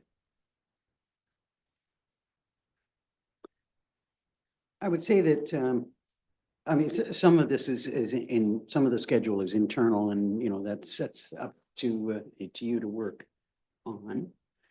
Don't have February in my book. So, I mean, unless anybody has a problem with the actual schedule, I mean, as it's been laid out right now. Obviously, I mean, if for some reason or other it had to be a little bit flexible by a week or, you know, whatever, you know, there could be a little bit of flexibility. With respect to the question of asking us, what percent increase do you want? I think that that is an extremely difficult question to be asking right now, you know, given the, you know, cost of living, you know, the increased costs of goods and services that we've seen. I mean, it just continues to mushroom. That I would find it very difficult. I mean, it's obvious that we cannot stick with the, you know, where we've traditionally tried to go for 2 or 3%. It's just not going to do it. Personally, I would like to say to staff, do your absolute level best to bring us, you know, as reasonable a budget as you can, knowing what you have to do, knowing what you'd like to do. And well, I mean, we can rifle our way through some of that during projects and priorities. But I would think it would be extremely difficult to say at this point in time what we should be looking for as far as a percent increase until we really see what we're faced with, and then start making some difficult choices. Deputy Mayor Dayu? I agree, and I've got to say, I've always agreed with that philosophy. I would be worried that staff may feel compelled to not propose something that they would like to do because of the. Or that they think they need to do. Or what they think they need to do, when actually, if there should be hard decisions, I think it should fall on the heads of council to make those hard decisions. And we take the guff for anything, rather than having that decision made before it comes to council. Other thoughts on a percent, trying to determine a percent increase? Go ahead. If I may, I totally support you, council's decision there. I think it is really hard to establish a percentage in advance of, you know, the budget talks. I think that's, but traditionally has been done, but maybe it's going forward. It is that we'll just bring it to the budget discussions. We're not in traditional times. No, we're not. You know, it just- Exactly. Yeah. And the other thing I wanted to point out is that the schedule does allow for us, if we need to have another meeting the end of February, there is going to be there is room in there. And then if in a perfect situation, and as long as all goes well, then we should be able to pass the budget the first meeting in March, which again, it has been tradition, but there is room for that as well, so that there is room for extra meetings if needed. Personally, you know, about, you know, passing the budget in the beginning of March, to me, I'd like to see us move towards, I'm not saying we need to do this year, move towards an earlier schedule. it just seems to me that, when you're not passing your annual budget until you're almost, a quarter of the way through the year is challenging. And I personally struggle with the, ordering things before the budget has been approved. And we've always had good reason to do that. I've never felt 100% comfortable. So I would like us on the long run to try and work towards something that's, that we're just getting a little bit more ahead of ahead of our budget sooner. Deputy Mayor Dayu? The only observation I make regarding the schedule is that on November the 28th, we have been invited to the Integrated Watershed Management conversation with the other municipalities involved in the Muskoka River watershed. Obviously, projects and priorities is more important, but I observe that there is that overlap.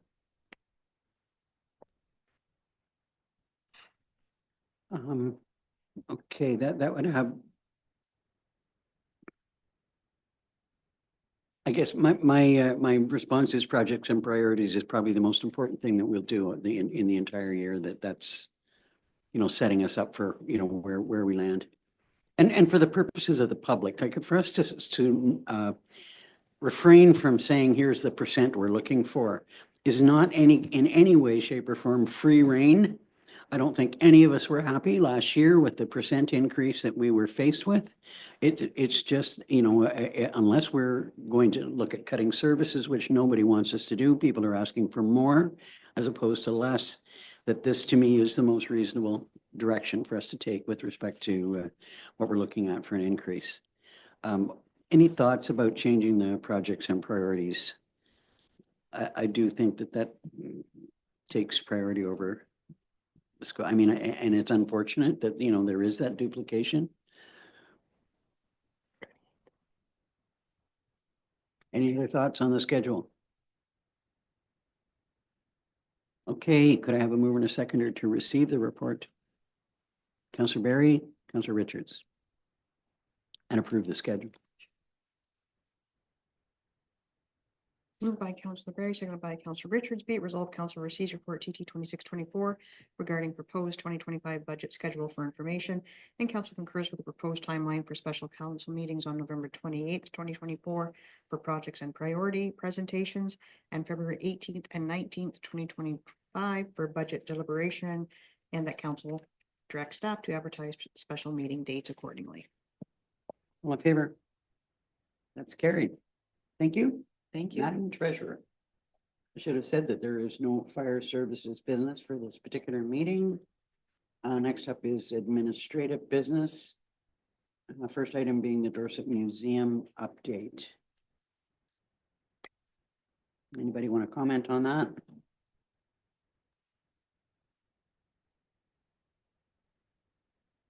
Councillor Barry. What was that? I attended the meeting.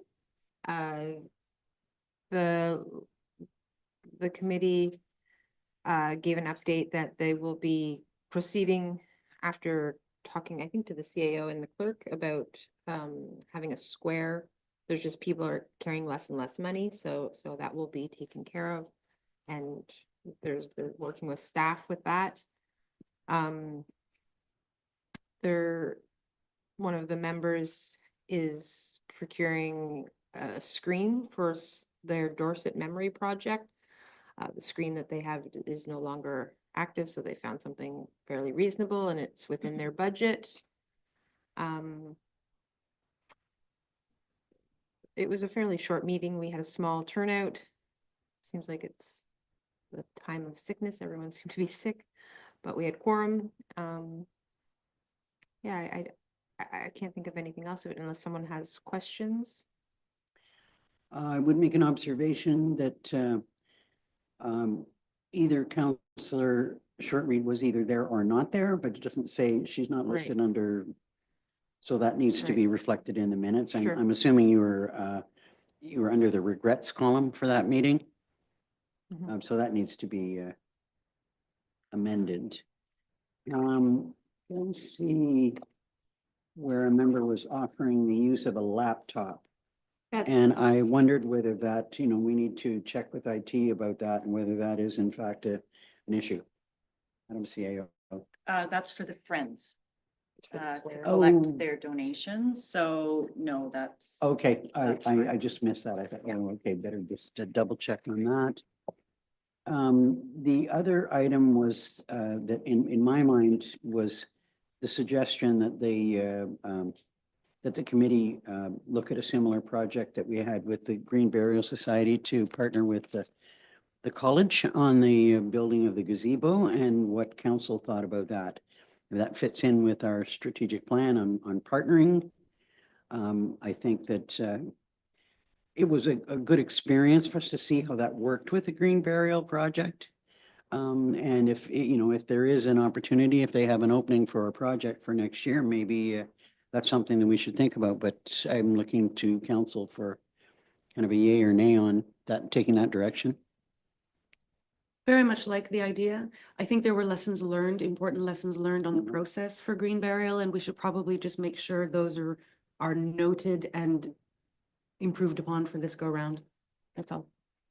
Yeah, I mean, I do believe that the contact person needs to be someone within the municipality that's, that is stop the fact that sometimes something's lost in the translation when, somebody from outside the organization is coordinating with the college. Anyway, as you say, there were lessons learned and I guess I'm looking for ability for us to say to them, look into it. Mhm. Yes? Okay, so anything else on the minutes then? We have a mover and a seconder to receive the minutes as I guess as amended and to approve further discussions about a partnership with the college. Councillor Shortreed, Councillor Berry, or you have a question? Sorry, I just have a question. I did tell the committee that on our facility visit, field trip that we did come by the museum and checked out the space. And said that we did look at the cabin and the rebuilding possibly of the foundation underneath the cabin behind the museum. And I just wondered, is that something that's going to tender, or is that coming to project and priorities? I just wondered if there's something that's in form of an update for the building behind. I will need to check with Adam because Okay. that lives in his Yeah. wheelhouse. I don't believe anything's budgeted this year, Okay. so it would need to be for next year. Okay. Yeah. Thank you. That's So they would have to identify it as a project that they like to move forward, and that Mhm. would be part of projects and priorities. So are you still willing to second the motion? Yes.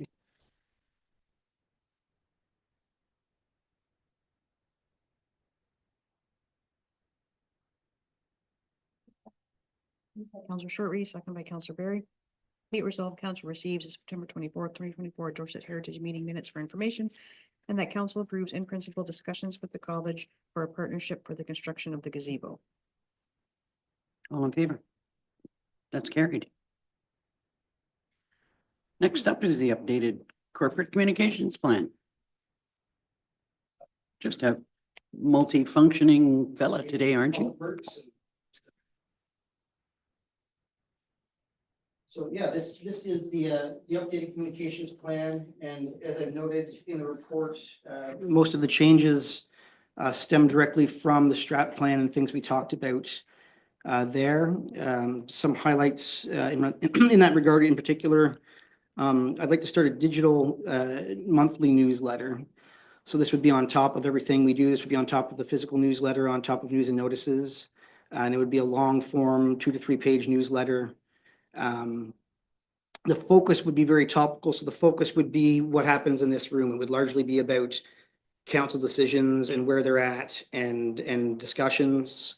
I think it's a gap for people that we're still missing somehow. So the sort of front end of that newsletter would be, a miniature newspaper, if you will, on the council talk of the day. And then the latter half of the newsletter could be more regular departmental things, operational things, that kind of thing. And that would go out on every platform we have. So even though you have to be signed up to do polls on Let's Connect, this would be made so that it's completely accessible to everybody, and I'd share it in all the places where we can share things. Yeah, it's a good idea. So there, it would include things like for, if we're going to be doing major roadworks in a Ab- certain area that people would know about that. Absolutely. and- Council's, discussing the creation of X and Z and Y bylaws and road construction and all these types of things. And they'd be in this one place and we do it the same time every month. So maybe the second week of the month or something like that. And it would be this newsletter that everybody could read and get a better holistic handle on what's going on. And things like, council's considering putting out a survey to, get thoughts on Absolutely. X, Y, Z Yeah. and look, just stay Yeah. tuned. Yeah, the town of Gravenhurst does one, and I'd sort of like to model mine on theirs. They do a really good digital newsletter. So it'd be once every month, and it would still go, like even on the months where we do the Township Talk physical newsletter, there would still be a digital newsletter separate from that. So it would go once a month, every month, all year round. Oh, it's I think- great I think great that would do a idea. lot of good. Second thing, also on the Let's Connect site, I want to create a permanent question and answer portal that would live there permanently. And so this is in the spirit of increasing two-way communication with residents. They could ask anything about anything in the township and reasonable questions. I would answer if I can do that myself or seek out answers if I can't. And unreasonable questions. Unreasonable questions will go into a digital recycling bin, I would suggest. You might get some nonsense in there and we just won't deal with those ones.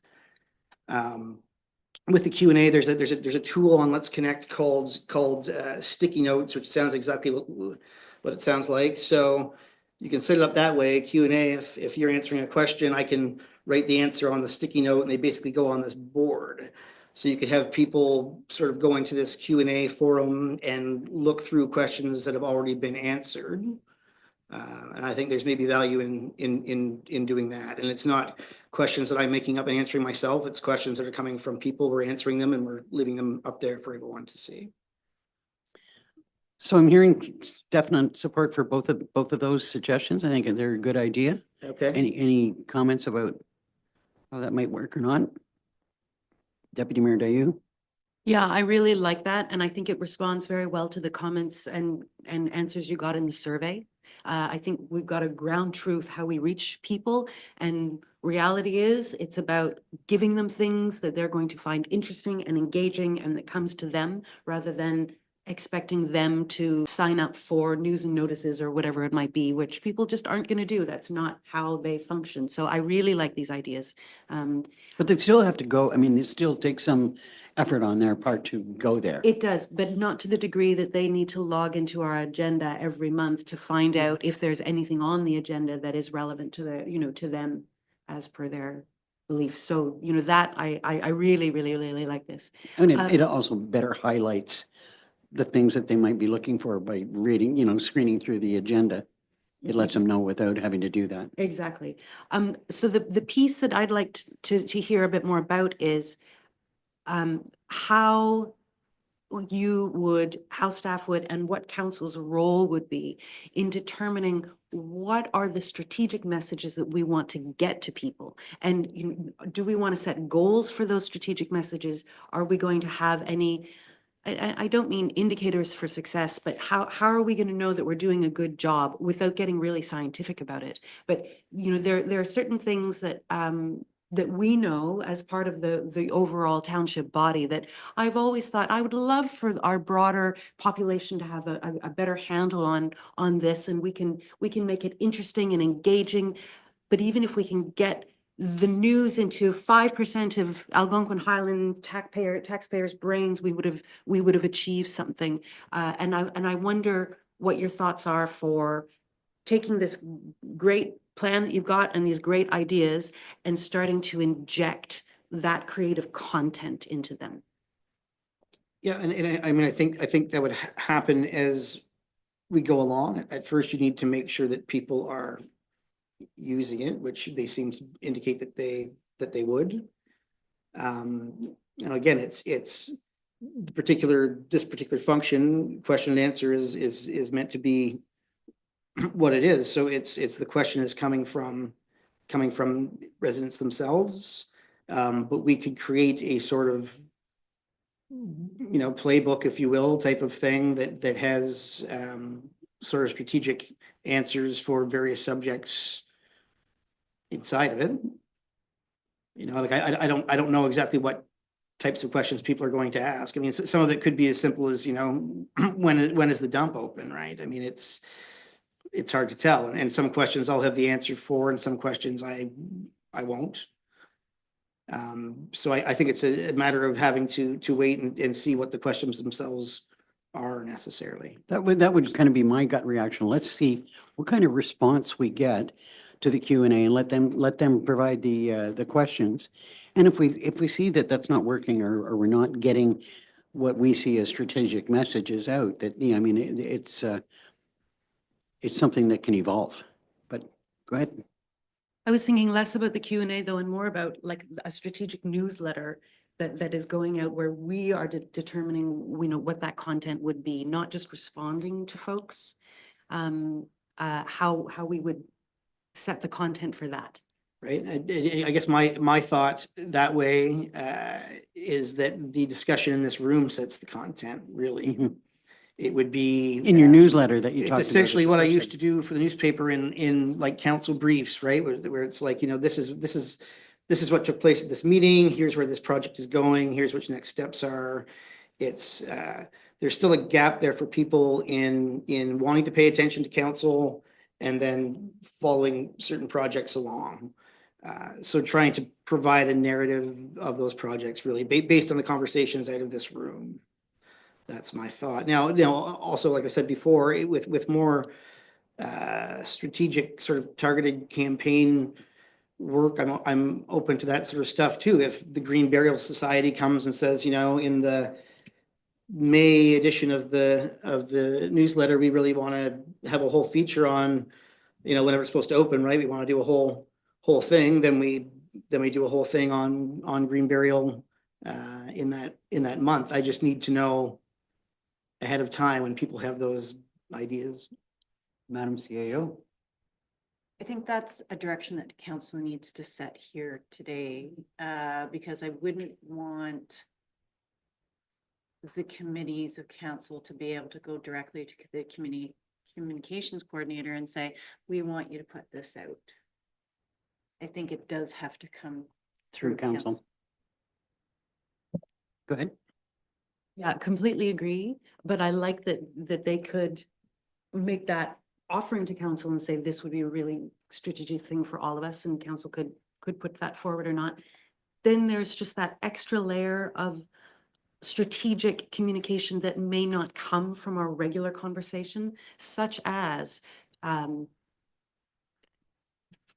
a fire truck costs $500,000 to buy, but when you spread it across a very small taxpayer base, it costs more. And so people often, you know, worry about the amount of money that they have to pay in taxes, but we've got some really, really, really good reasons why taxes are the way they are in such a small tax base, such as the fire truck. And there are like that is one example of the kind of did you know messaging. You know, this is how municipal governance works. This is where your tax dollars go. Did you know that your tax dollars are also going to community services down, you know, within the county for folks who are suffering from shelter insecurity? Like there are a whole number of things that we don't talk about daily, but that do impact their lives. And it would be great to have a bit of a short list of what those messages are or could be. You know, I think about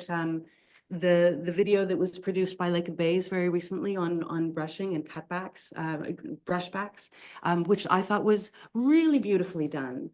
It took time, yes. It took money and investment, absolutely it did. But there was a very important message that was simply crafted and that was sent out to the public in a way that I bet a lot of people watched all the way to the very end of that video. I sure did a couple of times. And so there's that strategic layer of communication as well, that I'd like to also filter through these great new ideas you've Sure. got. And through the mayor, you said the words there, you know, did you know, right? We could make that sort of standing section really, right? Like here's some interesting municipal tidbits that you probably aren't aware that things that township does that you may not know the township takes care of, or yeah, the way asset management plans affect budgeting and like all these types of little things where you can, you can describe it very succinctly, have a little graphic. There's room for all that kind of stuff. Well, and would there also, I mean, if this is something, and I'm hearing, there needs to be council input into the sort of, did you know, or the messages, certain messages that, oh, I mean, here's something that we don't talk about. Maybe we should, maybe an opportunity at, every other council meeting or on every council meeting. Okay. Is there anything that, anybody wants or thinks that we should be getting out there? And that allows Chad to know, we can talk about whether it's appropriate or not, and it could move forward. I don't know. What do you think about that? I think that's a good idea. I'm thinking of it sort of, maybe on both ways is maybe we put communications on the agenda as a standing item. Chad come to the meeting and say, council, this month, I'm thinking asset management plan for the digital newsletter. Is that something that council would support? Council might say, we were thinking brushing. Let's do brushing instead. Or, yeah, that's great. So that's gives, Chad knows what council is looking for and council knows what the ideas might be. Councillor Berry, then Councillor Richards.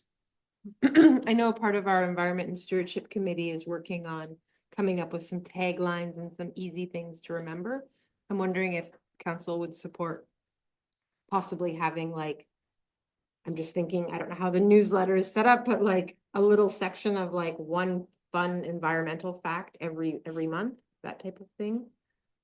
Something that we could come up with 12 of them, submit them to council through our minutes, and then they could just live with Chad to make sure that those 12 messages get out. For sure. Yeah. Yeah. Councillor Richards.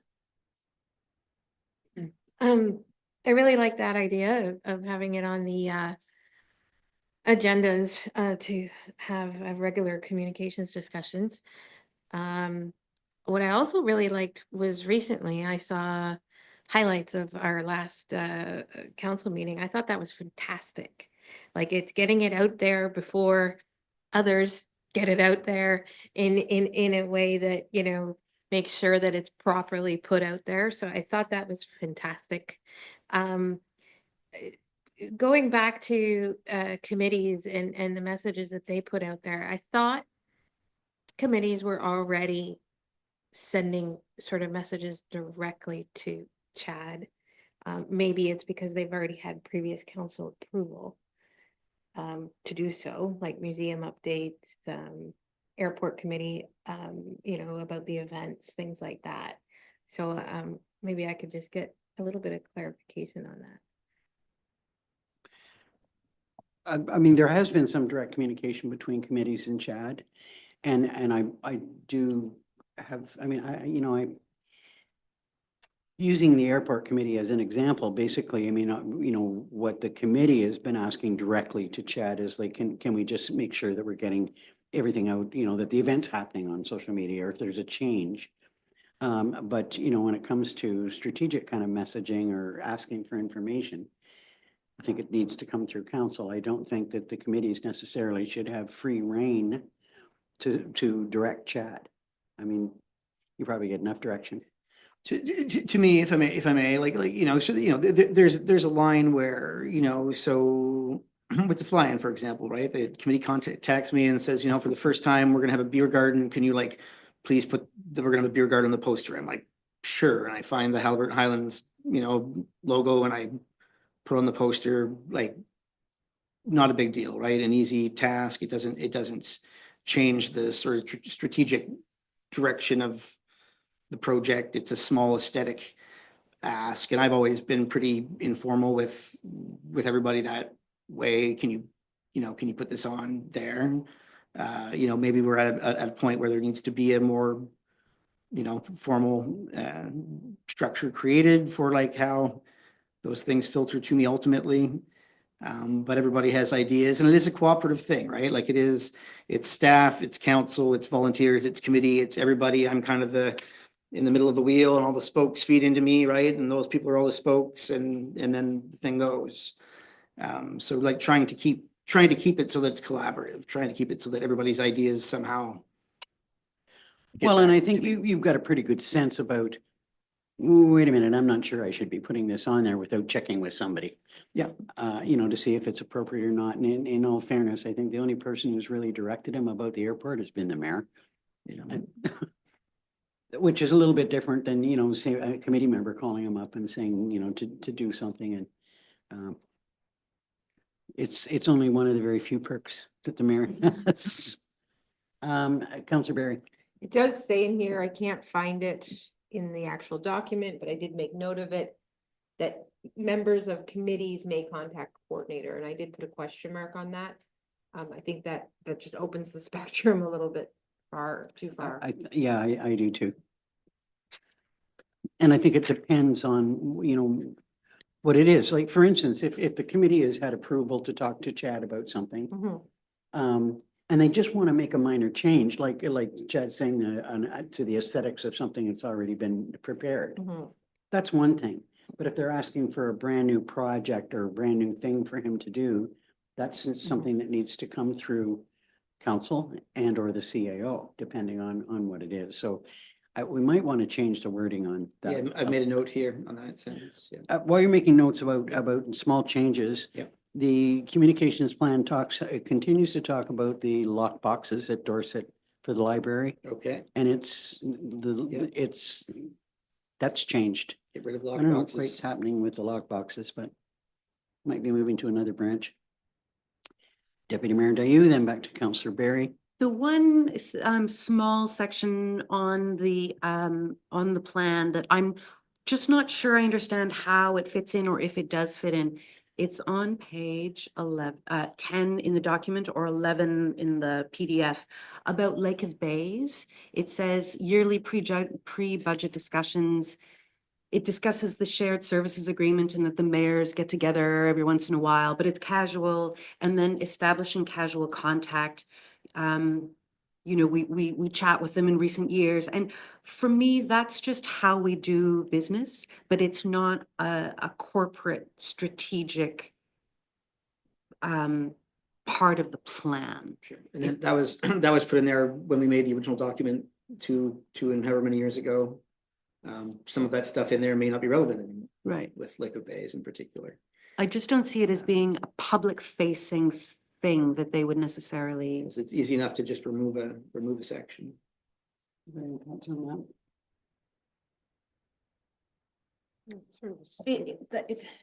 It's a difficult one because it's ever evolving.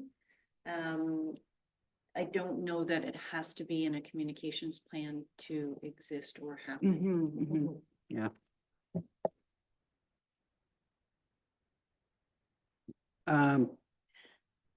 I'd prefer to just remove it I myself. think that's what you're hearing. Yeah, that- okay. X-nay for now. Yeah.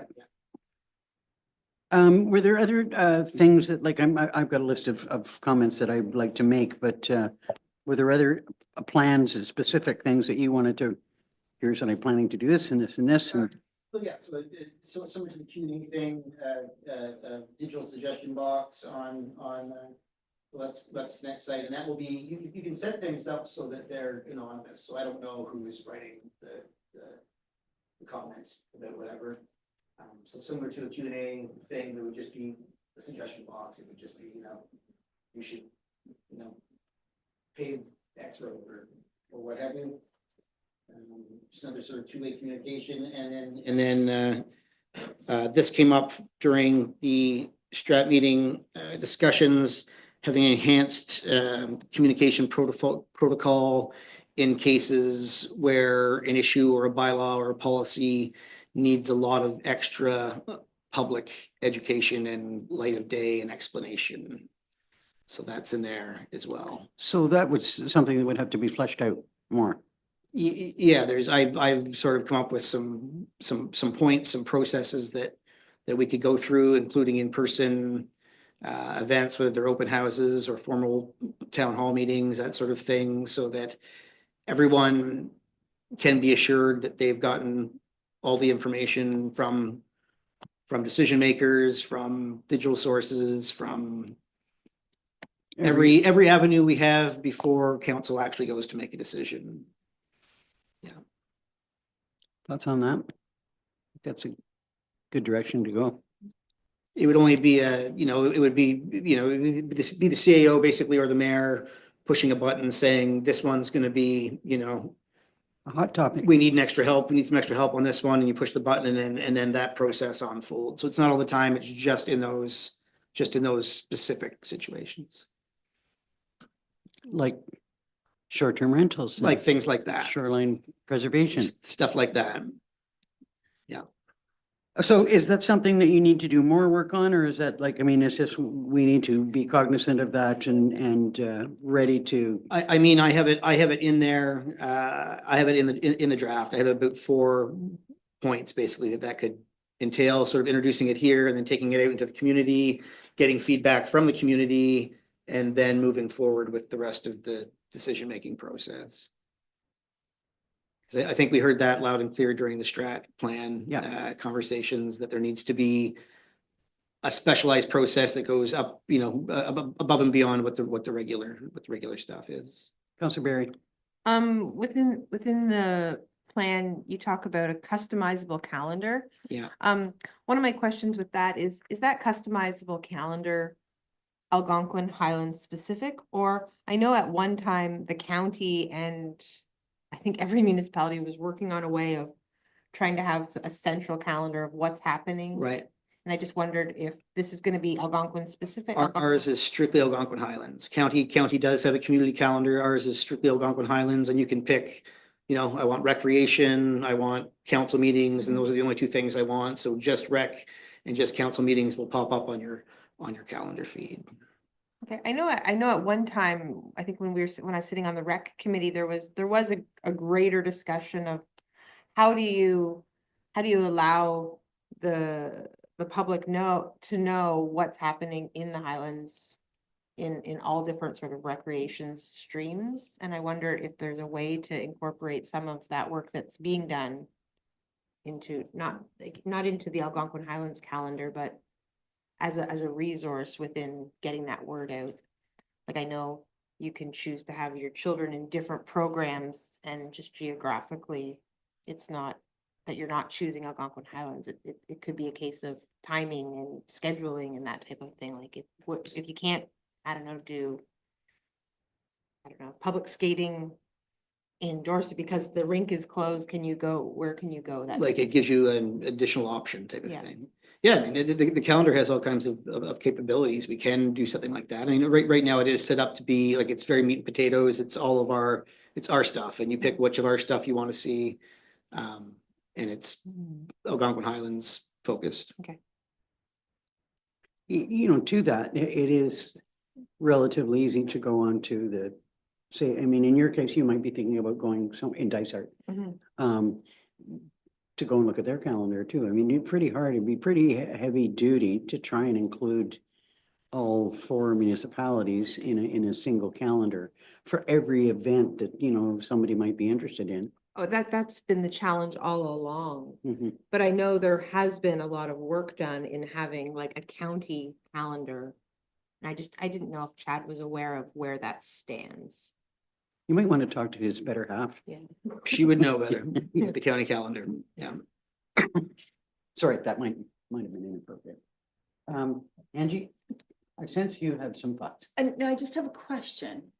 Just thinking about this new process and Chad referenced, pushing a button for if it's a, really hot topic, we need more public input.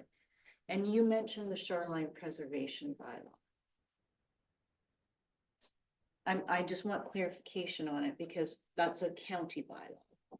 So we wouldn't push the button on a public process for a bylaw that lives at the county. Am I right on that? Mm, Because it wouldn't be up to us to adopt that bylaw.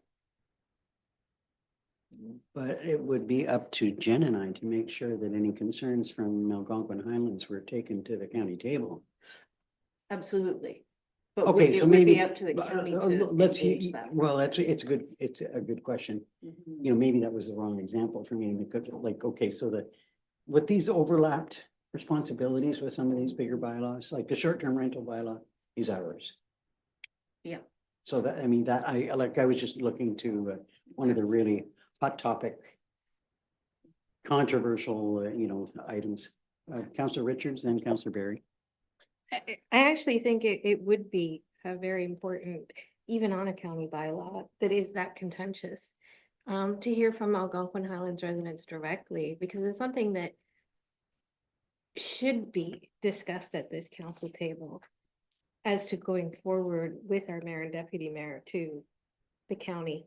And therefore having that research within our own township, our own council, and then going forward, I think would be very important in something like that.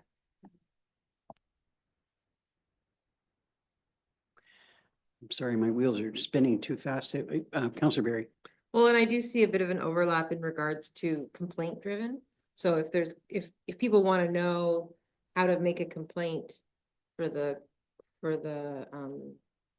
shoreline preservation, although it doesn't live in Algonquin Highlands, you have to go sort of through the county to make that complaint. So I think just letting people know that, it's operated here, but there's a porthole over here. Not that we're trying to change or. No. I mean, we've talked about the need to discuss county issues more here. We've added it onto our agenda, to the point that you made.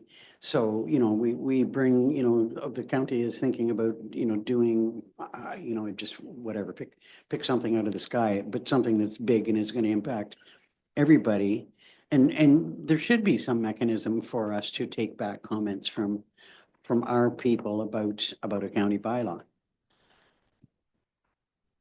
Go ahead. I agree with what Councillor Richards was saying. I also fully understand what the CAO is saying, and we need to be very careful. I think we will find a way, and the first time one of these big ticket items comes our way, we're gonna figure out how to do it or how not to do it. I suspect so long as we keep open to it at this stage, we can learn those lessons the first time it comes up. Well, I mean, here's an example. One of the things that is going to come up at the county level is a sort of a reevaluation of the service delivery review. I saw that response. But I mean, it's all out there, and there have not been decisions made about certain things. And I think that it is going to go back to in smaller pieces. I think the document was so big and it had so much attached to it that it was like, it's how do you eat an elephant? As opposed to reevaluating, having county council say, okay, let's do this and that's it, for this term or this year. But those are the sorts of things like, do you support us, consolidating this particular service? So that's something that, that we would be looking to our own folks for a response to. So we can take back what we know is from our people. Councillor Richards. My thoughts are going towards things that we've already seen occur at county where other municipalities are not in agreement at the table and things come back down to us. So having those discussions here as a council and with the support of our residents included may help in being prepared for those conversations at county, should they not go the way Algonquin Highlands wants them to go, or vice versa. Bringing them up that way, it may just make all of that communication easier and us be prepared for something that another municipality decides they don't want. And service delivery review would certainly be key there, because there may be things that we don't want to be a part of at the county level, or there may be things not considered that we do want to be part of it. So having those discussions is why, it's on our agenda and why it's so important that we do that. Go ahead.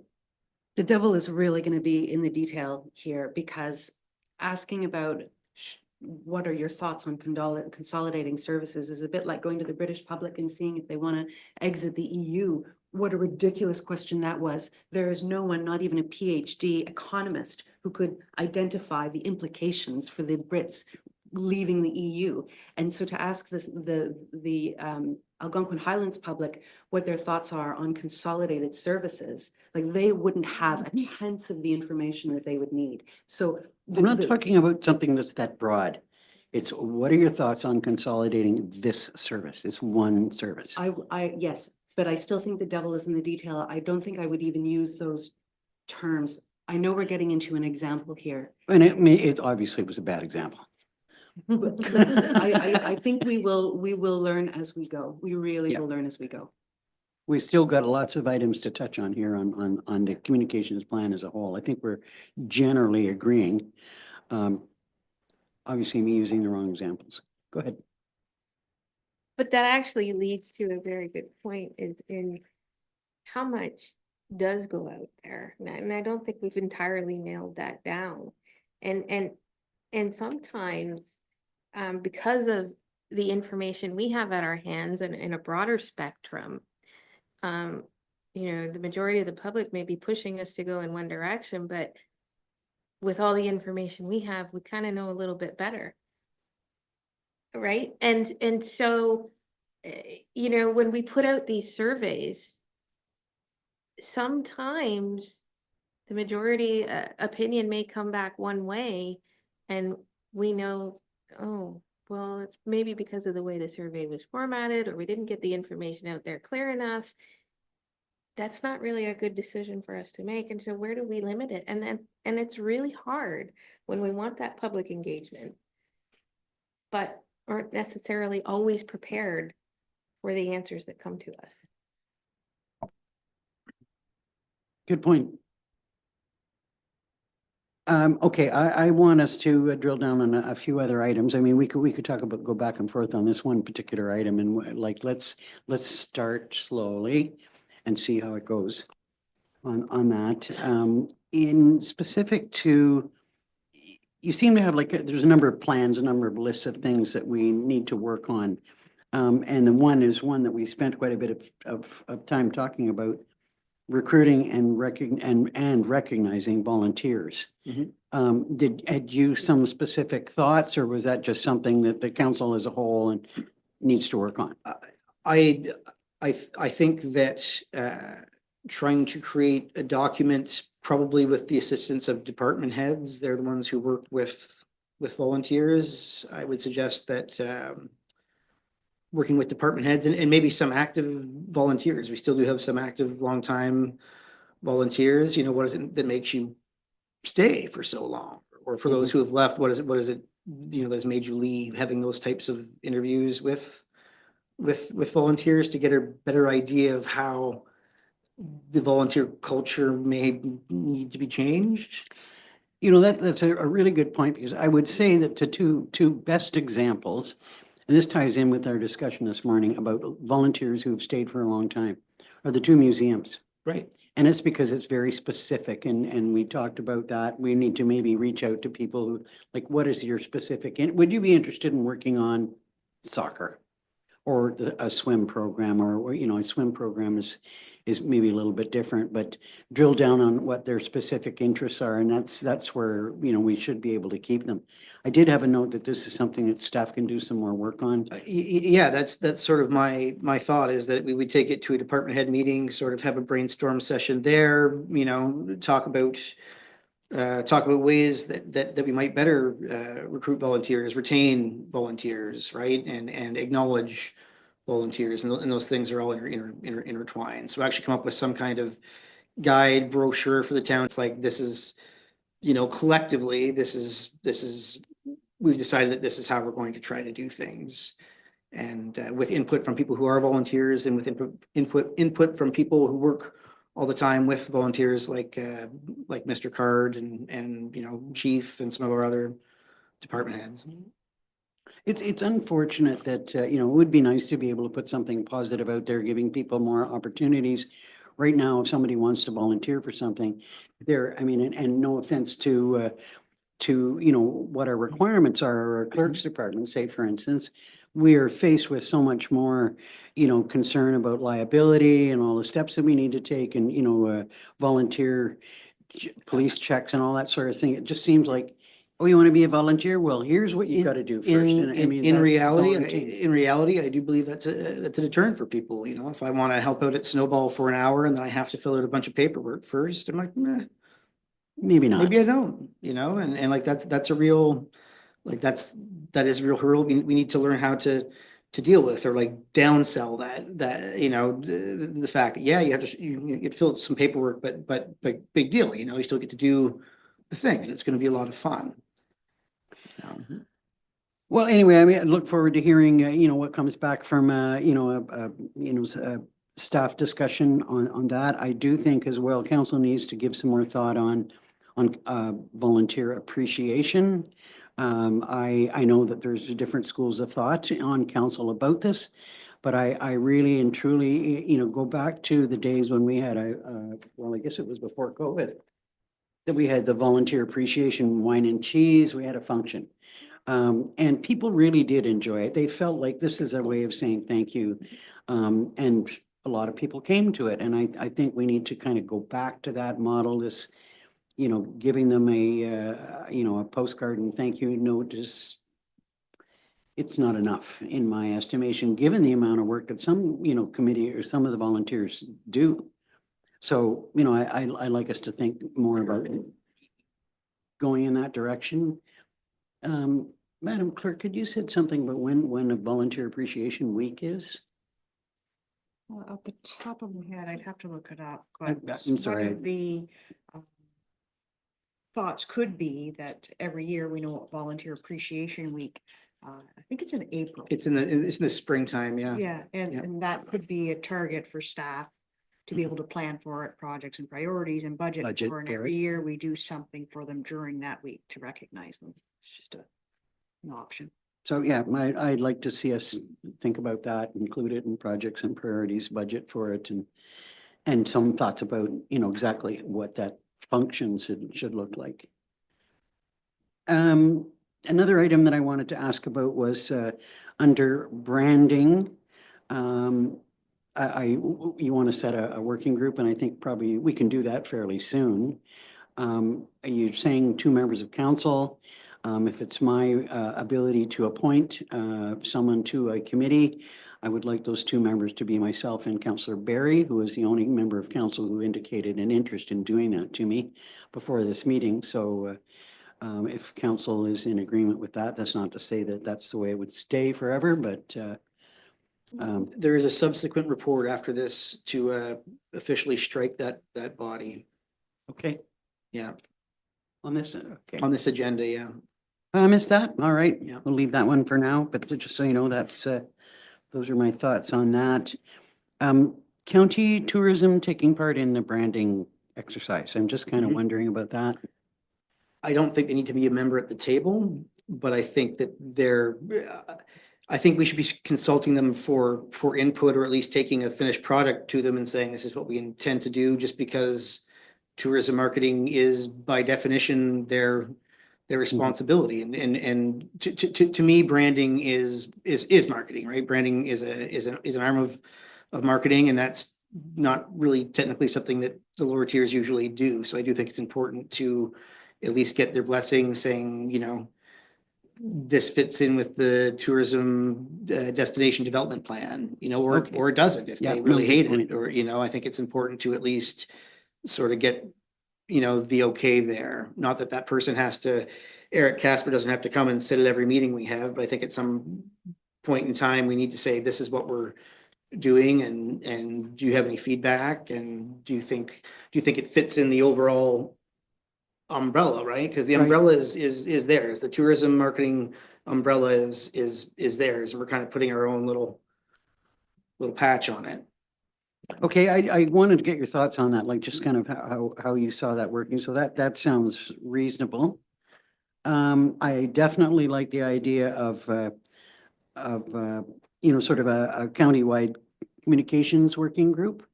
I think that there's something that can really be gained from doing that. I've tried for a long time to get the lower tiers all to sort of like, we need to give people the same message. People need to know, you know, what's the same across the county? This business of having different rules from one end of a lake to another, like at least if there's expanded communication, Yeah. people will have a better understanding, so. And it does happen informally, like there's an informal group of us that all do social media stuff, like Sue at the county or John Watson at Dice Art. They're like, hey, you know, this week is coming up, so we're all gonna promote, you know, whatever the week is, right, at the library or whatever. I mean, it does happen in a very informal way, like via email. There's no actual group, but there are those discussions between communication types between the. It's an interesting mix too, because we're the only person that has a communications person. Right. And I mean, the county has their own method of communications, but you know, to hear that it's, you know, it's someone from community safety and well-being in one location and somebody that's in waste management in another. HR, everyone sort of does it off the side of their desk somewhere, right? Or a few people do it off the side of their desk somewhere elsewhere. Any thoughts from council on that? That seemed like a good one. I do think, and I, you know, this is like a overall responsibility. We need to look at what our working relationship is with Indigenous communities. You know, we really haven't done too much about that. I think a really good opportunity for us to think about, and, you know, I'm not sure how much of this is related to you and related to us, but because we've talked about and committed to doing an Indigenous garden at the park in Dorset, that's an opportunity for us to, you know, formally have some discussions with Curve Lake as an example. That's just a comment, and hopefully council kind of agrees that that's maybe a good starting point. Did you have any specific thoughts about working relationships with? I mean, I'm just happy to, I'm happy to help where I can, if it's with the garden or elsewhere. You know, an actual in-person meeting between councils is something you might also consider at some point in time. With Curve Lake, like they certainly don't shy away from the fact that they'd like to meet their neighbors, but it you know, it usually entails you going there and saying hello. Anytime I've had these workshops with Curve Lake, they sort of make that clear, but it's like you know, you make the first move, basically, you come to us. Well, I know Lake of Bays have established a reasonably good working relationship with several Indigenous groups, and, you know, it's been a really positive experience. So that's a good starting point. So, you know, maybe I need to reach out. Other specific things that you wanted to raise about, you know, going forward with the communications plan, or? I don't think so. As I mentioned in there were a couple of social media accounts that we initially were going to kill, but they've ended up being very valuable, so I'm not sure why we would get rid of them. I know at the time there was a strong urge to, you know, sort of stream everything into these few accounts, but especially anything related to PRT and the tower.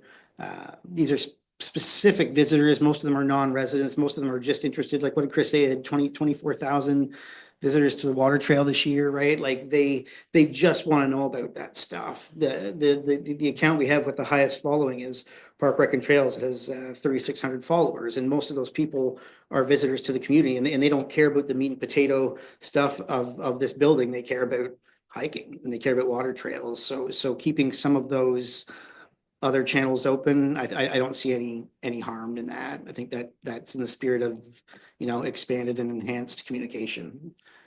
So that's the only really big other change that I have in that. In all my red and green scribbling in there, that's the only really other big change in that document. You know, overall, I've got to say that I was disappointed in the response to the, you know, the survey. You know, I was in the number of people that responded, and some of the comments that were included were a little disheartening. You know, it just seems like people want to know information, but they're, you know, not as willing to look for it themselves. we just need to find a better way. And I think you've made some great suggestions on how to get information out there better, make it easier for people to access information or to ask questions or, Yeah. so, I really commend the suggestions and, the direction that you've taken to try and respond to the. There's no perfect recipe, right? And there's some trial and error to all of this, and some things work better than others, and some people are going to tell you you're not doing a very good job no matter what you do, and to a degree, there's a saying about, leading a horse to water, right? Like, I think that most people know that many of these options are there, but if you choose not to partake in them, then you're not going to feel especially informed at the end of the day. And so trying to make it easier, right? Like trying to make it like, ask us a direct question, right? Just trying to make it as easy as possible for people. I just find it kind of disheartening when I think about the amount of work that goes into the flyer and the tax bills. The input and the number of people that we get input from and the thought that goes into doing that, trying to give them the most strategic information. I probably shouldn't say this, but I literally had a dream of people within flyers throwing them, just like, not looking at them. And I just thought, Lining anyway, bird I cages. think we're working on, improving that. I agree that although you've said that it is not a great response, that it probably is indicative of, even if you had a greater response, the percentage of, or the approach would probably be much the same.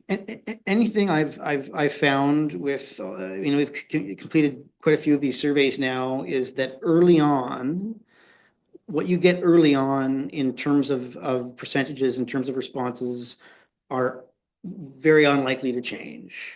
You get kind of this core sampling, and with few exception, like the fireworks survey, for example, like that sort of 65% in favor of a ban was there when we had 20 responses, and it was there when we had 250, and it was there when we had 520. And so it changes a little bit, but not Dramatically. Not dramatically. Other general comments, Councillor Richards and Deputy Mayor Dayu. There's discussions within the plan regarding personal connections with council and the public, which is great. And some of what's in there I think is fabulous, including a media guide. I think that's a good thing. I'm wondering what plans there are and what we're doing to make those things into a reality. Yeah, if that's something that you would like to see, like an actual physical media guide, like how to type of thing, I can produce that. That's something you'd How find to helpful. respond to certain inquiries? Yeah, are we working on a media guide? And what are we doing for that in-person connection with council? That's something Do we council need needs, further? that's something discussion? council's gonna have a discussion about. Like where and when are we going with this? So Or is it just gonna remain in the plan? So yeah, the guide, if it's the will of the people sitting at this table for me to produce a sort of like how-to guide in dealing with media, I'm happy to produce that kind of document. In terms of events with constituents, I would leave that to council. So we'll have to ask that particular discussion go on to an agenda that we have. And I'd like let's kind of stick to the general plan for today. I'm sure we've got different schools of thought about that and how that should be approached. So we still have a certain amount of, and we could talk about it for quite a while. And I think Chad's right. I mean, a media guide is a great thing, so council have a better idea and a clear, agreed upon criteria about how we respond to who responds, when they respond. Yep. And how the response is. That would help us all. Okay. Because there are certainly pitfalls that all of us fall into. It'd be great. Okay. There was another hand up. What was yours? You sure? Okay. A lot of work gone into this, a lot of work to follow, so thank you. Thank you, sir.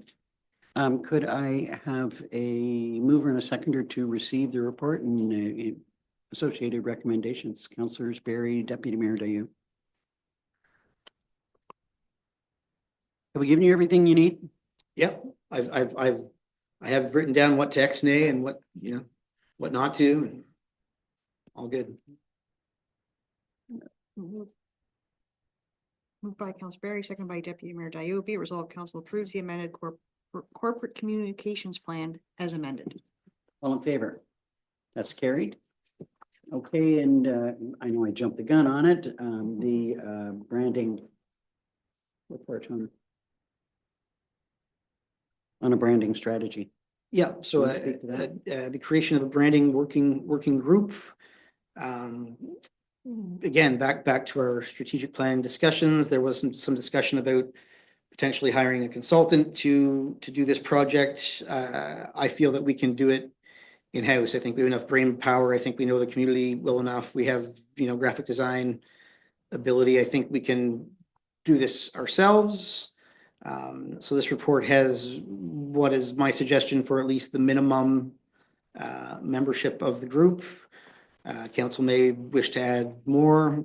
I didn't include any members of the public or opening up to the public at all. Council may feel differently, but I mean, unless you have somebody who's highly specialized in marketing, you may not want a member of the public in this particular instance. And my thought is that it would become kind of a winter project, and that by springtime we would have something In place. start by researching, obviously, branding strategies for other similar townships, have a philosophical conversation about what Algonquin Highlands is from top to bottom, some kind of coherent identity and colors and fonts and brands and all this sort of stuff, and put it together in one document that we would have by sometime in the spring is my kind of thought. I'm thinking that what you're suggesting is, as far as a working group to get things started is definitely a good start. And I mean, it may, as discussions take place, it may evolve, it may be that we want to include all members of council. It may be that we want to, hire a consultant to, it could go in any number of directions, but to me, this is a good It's start. meant to be a starting point, essentially. Do you have a comment, Angie? Okay, comments from members of council? Deputy Mayor Dayu? I like it. I see it as being starting certainly with fonts and colors and things like that, but very much about our public facing persona and all that means, rather than just, a couple of decisions here and there, but I see that reflected here. So that's great. I'm also very interested in being on that working group. I think it's a really important part of who we are, and I'd be delighted to participate. That changes the numbers. And a forum. It's a quorum of council.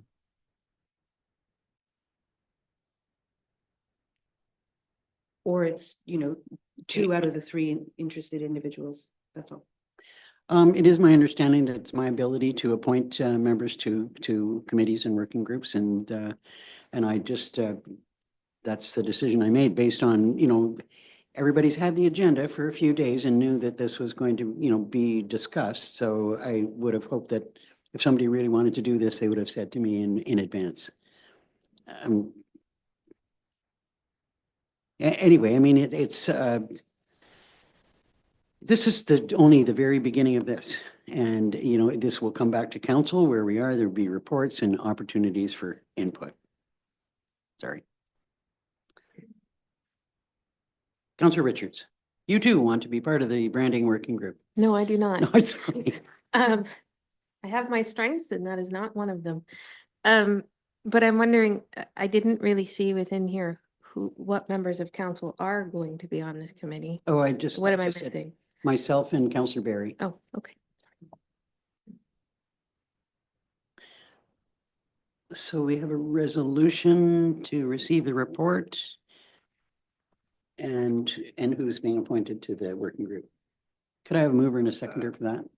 Councillor Barry, Just, Councillor Shortreed. Oh, sorry, it's good. just a question. Before you do all of your appointing, further in the agenda, there is a request for an appointment to the land division. I Um, would speak to that. My, my, my comment is I would prefer to be appointed to one committee versus two You, committees. don't worry, you won't be appointed to the Okay, land division. all right. No, that's, I mean, I'm hoping the council will agree to me reserving the right to continue as that member. The way the land division works is that if you're a member of the public, you're appointed for the whole term of council. If you're a member of council, you have to be appointed annually. Okay. And it's been a committee that I have been on, Okay. for a long time. Okay. I was I'm just- going to I was just retain the gonna put right that to out there. continue with that role. Okay. No, but point well taken. So could I have a mover and a seconder? Counselor Shortreed, Counselor Berry. Moved by Counselor Shortreed, second by Counselor Berry. Be it resolved, council approves the creation of an internal working group to create a branding strategy for the Township of Algonquin Highlands made up of the following individuals: CAO, Parks Recreation and Trails Manager, Communications Coordinator, Mayor Danielson, and Counselor Berry. All in favor? That's carried. Thanks.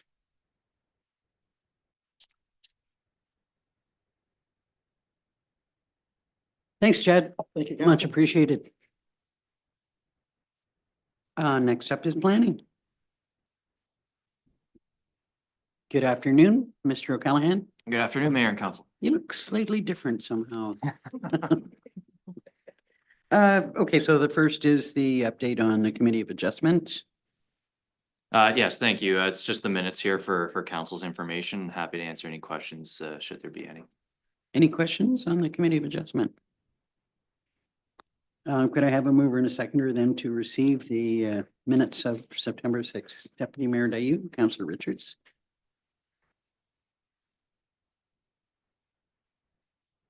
Moved by Deputy Mayor Dayu, second by Counselor Richards. Be it resolved that the September 6th, 2024 Committee of Adjustment meeting minutes be received for information. All in favor? That's carried. The second is the request from the county for a reappointment of the council member to the land division. I would ask for council's indulgence to have me continue on that group. Unless somebody has a dying urge to do that. Madam Clerk. Just for council's information, normally there's an alternate appointed as well. We usually appoint an alternate. Oh, that was you. I'd forgotten about that. You're sort of saying nix on that? Or does anybody else have an interest in being on the land division? And I'm not sure about it. Councillor Richards. I'm willing to be your alternate if Counselor Berry would like to step back from that responsibility. I think I have alternated once in a year. I'm fine to continue as the alternate. In fact, for the amount of paperwork it has taken to be on that committee, I would prefer to just stay on that committee. Okay, so you do want to retain that? I will retain my right to be an alternate. Okay. Yeah, I was, the question in my mind was, geez, I wonder if I'd look if it was two members of county council that were actually. Anyway, Councillor Berry is. You're just happy because the first appointment likes to go to the land division meetings and you don't have to worry about going to meetings. Okay, so that would remain Councillor Berry. Could I have him and myself? Mover and a seconder? Do we have that? Deputy Mayor Dayu, Councillor Shortreed. Moved by Deputy Mayor Dayu, second by Counselor Shortreed. Be it resolved, council appoints Mayor Danielson to the County of Halliburton's Land Division Committee and Counselor Berry as the alternate. All in favor? That's carried. Okay, now one you really actually get to speak to, the proposed shore road allowance closing on Maple Lake. Thank you. Yeah, as council's aware, these applications typically now appear on the consent agenda for council. However, I did elect to take this one off of that and seek council direction on it because it is a bit of a unique application where the adjacent, well, the lot is in a regular shape, which results in a irregular projection of lot lines across the shore road allowance. But also the neighboring property, another property owner has a right of way across that property down to the water. So both of the adjacent property owner and the person that enjoys the right of way have signed off on the application in principle. So we have those letters of support. But what I'm seeking today is council's approval in principle, but also with the condition that those neighbors also sign off on the draft survey once that's prepared. So it's perfectly clear where the new lot boundaries would be when they go across the shore road allowance. So that's what I'm seeking today. I found from visually that looking at the GIS map is like it really kind of, it's difficult to determine exactly where the crossovers are. Mhm. Questions from council? Could I have a mover and a seconder then to allow this to proceed through the process? Councillor Short-Reed, Councillor Richards.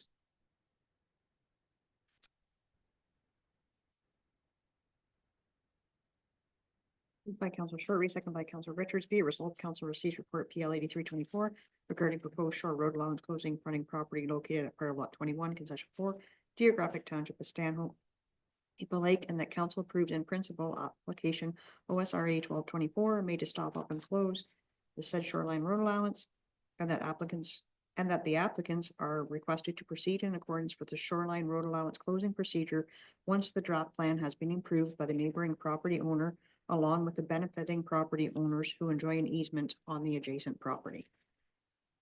All in favor? That's carried. Thanks for pulling that one out because it was a little challenging.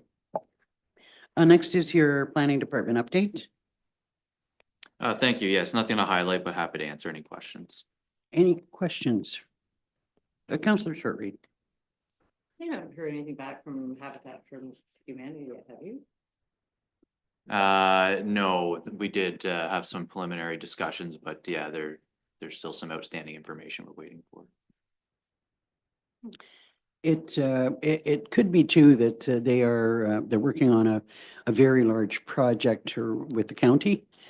And there's a lot of preliminary work that needs to be done on that before they can go too much further. And I suspect that, we'll run into the same situation. And I know it's frustrating because we all want to see more housing.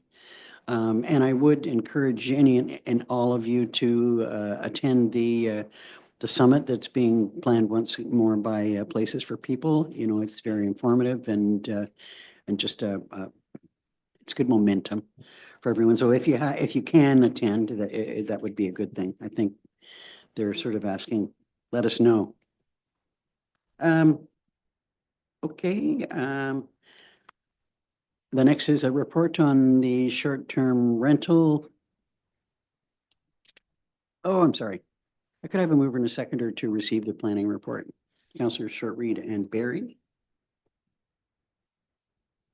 Moved by Council Short-Reed, second by Council Berry. Be it resolved, council receives report PL 9024 regarding monthly activities for information. All in favor? That's carried. Short-term rentals and implementation of the program. Thank you. Yes, this is just an update for council's information. Unfortunately, with certain projects of this size, we do experience some delays. So the short-term rental bylaw, while we had every intent to have that in effect and be able to accept applications come October 1st, we have experienced some delays with implementing that intake software. So this is just keeping council informed of that project. We have been told that we can expect to have this in place by the end of the month. So fingers crossed that timeline is in fact met. We are meeting weekly with Granicus to make sure it's a smooth implementation. So all positive things there.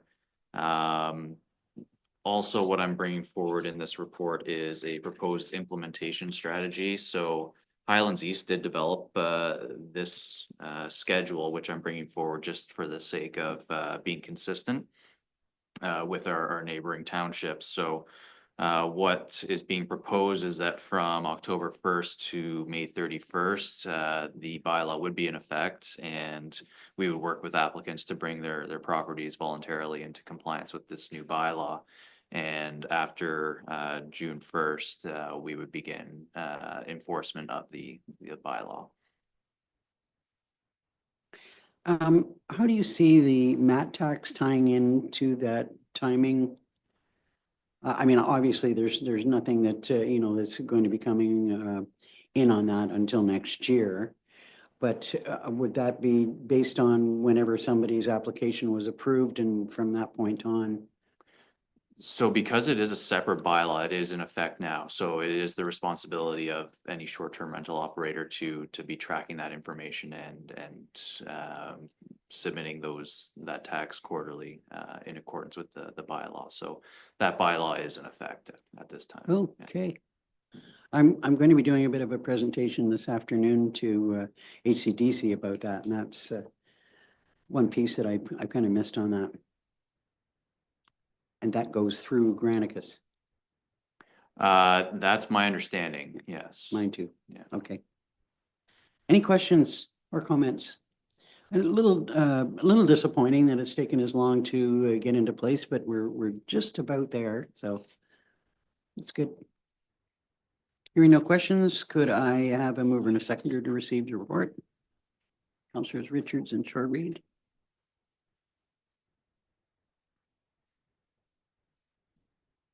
Moved by Counselor Richards, second by Counselor Short-Reed. Be it resolved, Council receives planning report PL 9124 regarding short-term rental bylaw implementation update, and further council supports the implementation process as proposed in the said report. All in favor? That's carried. Thank you, sir. Thank you. Okay, reports from external boards and agencies. Anything from Dorset?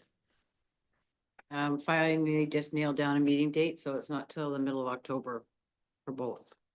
So for this, like for months and months and months, these people have not met. Either the health hub or, Not during the summer, no.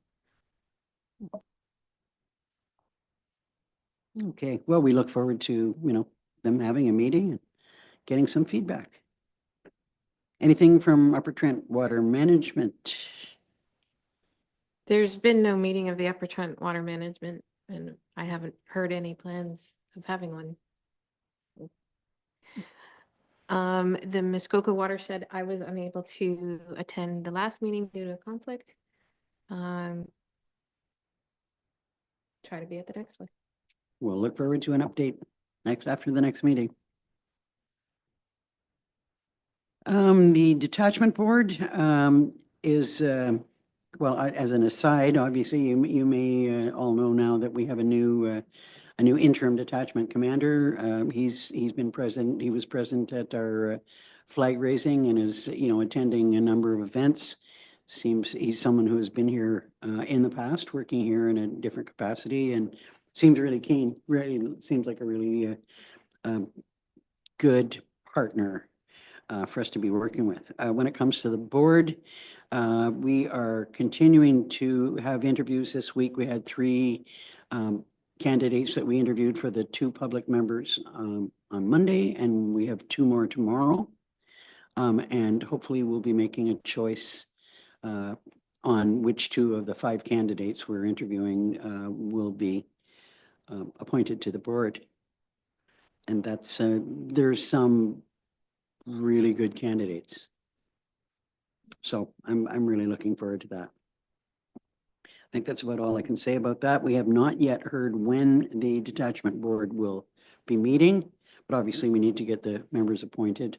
There had been some thinking that we could possibly meet, you know, just with the existing appointees, but ultimately they decided that we should wait until we've got the public members in place. Anything on the library board? Grand opening, as you know, of the Dorset branch is scheduled for the 25th of October. There will be cupcakes.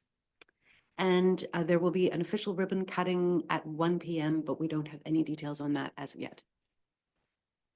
Okay, look forward to that. Anything else out of the library that's Okay, anything on community safety and well-being?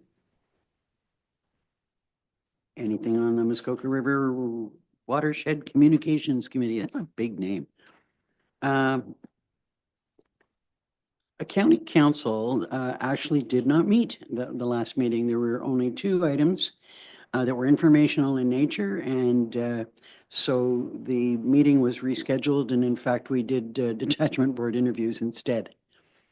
County is, as far as other information, the county has already got their kind of first draft of their budget. They are going to be being much more aggressive in getting their budget in place before the end of the year. That's the goal, which is a lot sooner than, that the council has done it in the past. And things are,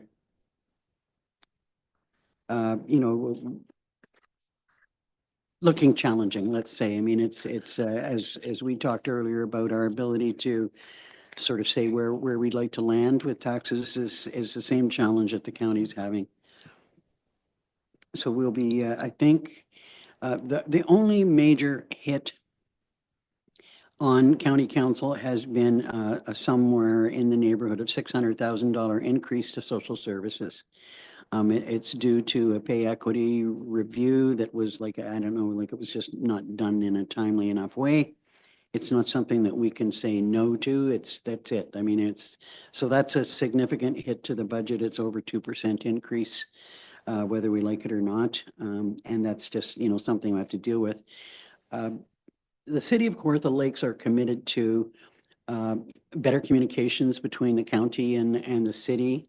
And they will be coming to our next county council meeting to make a presentation on both finance and sort of how they see us moving forward. Anything else you'd like to add to that? Any questions? Okay, I guess next on the agenda then would be notice of motion. Notices of motion. Was there any interest in supporting correspondence? Go ahead. There was no interest from members of council. However, I'd like to request council's consideration to support the motion provided by AMCTO regarding the updates to the Election Act. AMCTO is seeking the support from municipalities regarding recommendations. They made a number of recommendations. I believe there's around 47. They're labeled priority, secondary, and long-term. However, they're encouraging the province to initiate the work as soon as possible, regardless of how AMCTO has labeled them. So they're looking for updates to bring the act into the 21st century. There's a lot of patchwork amendments, repealed sections that are still there, the subsections that refer to other sections where you flip from one area for administrative purposes. There's 3 different acts involved. There's the Municipal Elections Act, there's Education Assessment Act, and it's confusing for voters and candidates when they're trying to vote or run. So they're trying to streamline those. They're looking to strengthen public trust in the integrity of the elections, enhance accountability and transparency, as well as making compliance and enforcement easier, and reduce the administrative complexity when running an election. Now, their motion is quite lengthy. However, I do feel it's important if council wishes to support it. Well, if you see as our clerk, that it's going to have benefits for us and for your own processes, then by all means. Anybody questions? Just move. Okay, seconder, Councillor Richards.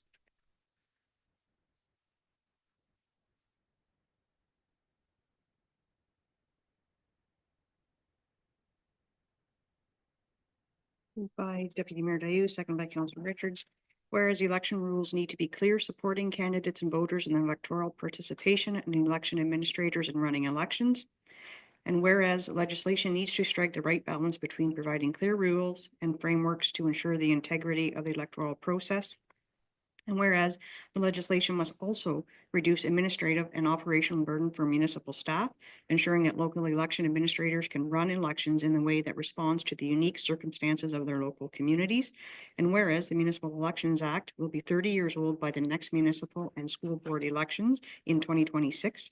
And whereas the MEA sets out the rules for local elections, the Assessment Act and the Education Act also contain provisions impacting local elections, adding more places for voters, candidates, and administrators to look for the rules that bind the local democratic process in Ontario. And whereas the rules across 3 pieces of legislation and the MEA continuing a patchwork of clauses, there are interpretation challenges, inconsistencies, and gaps to fill. And whereas the Act can pose difficulties for voters, candidates, contributors, and third-party advertisers to read, interpret, to comply, and for election administrators to enforce. And whereas while local elections are run as effectively and efficiently as can be within the current legislative framework, modernization and continuous improvements is needed to ensure the Act is responsive to today's needs and tomorrow's challenges. And whereas to keep public trust and improve safeguards, the Act should be reviewed considering that ever-changing landscape, which impacts the elections administration, including privacy, threats of foreign interference, increased spread of disinformation, and the increased use of technologies like artificial intelligence and use of digital identities. And whereas AMCTO reviewed the Act and has provided several recommendations, including modernizing the legislation, harmonizing rules, and streamlining and simplifying administration. And whereas AMCTO put forward recommendations for amendments ahead of the 2026 election and longer-term recommendation for amendments ahead of the 2030 elections. Therefore, be it resolved that the Township of Algonquin Highlands calls for the province to update the MEA and priority amendments as outlined by AMCTO before summer of 2025 and commence work to review and rewrite the MEA with longer-term recommendations ahead of the 2030 elections. And be it further resolved that this resolution be forwarded to the Minister of Municipal Affairs and Housing, the Minister of Education, the Minister of Public and Business Service Delivery, Minister of Finance, the Premier of Ontario, Algonquin Highlands MPP, and AMCTO. You weren't kidding. No. All in favor? That's carried. Thanks for bringing Thank you. that forward. Okay, we have no closed session, so could I have a mover and a seconder for the bylaws? Councillors Barry and Richards.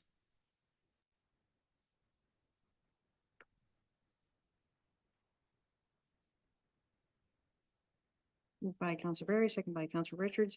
Be it resolved, the following bylaws be received and read a first time, considered read a second and third time, and finally passed with a corporate seal affixed. 2024-92 to authorize part of a shore road allowance closure in front of Lot 9, Concession 1, Geographic Township of Stanhope. 2024-93 to authorize part of the shore road allowance closure in front of Lot 4, Concession 2, Geographic Township of McClintock. 2024-94 to authorize part of the shore road allowance closure in front of Lot 7, Concession 2, Geographic Township of Stanhope.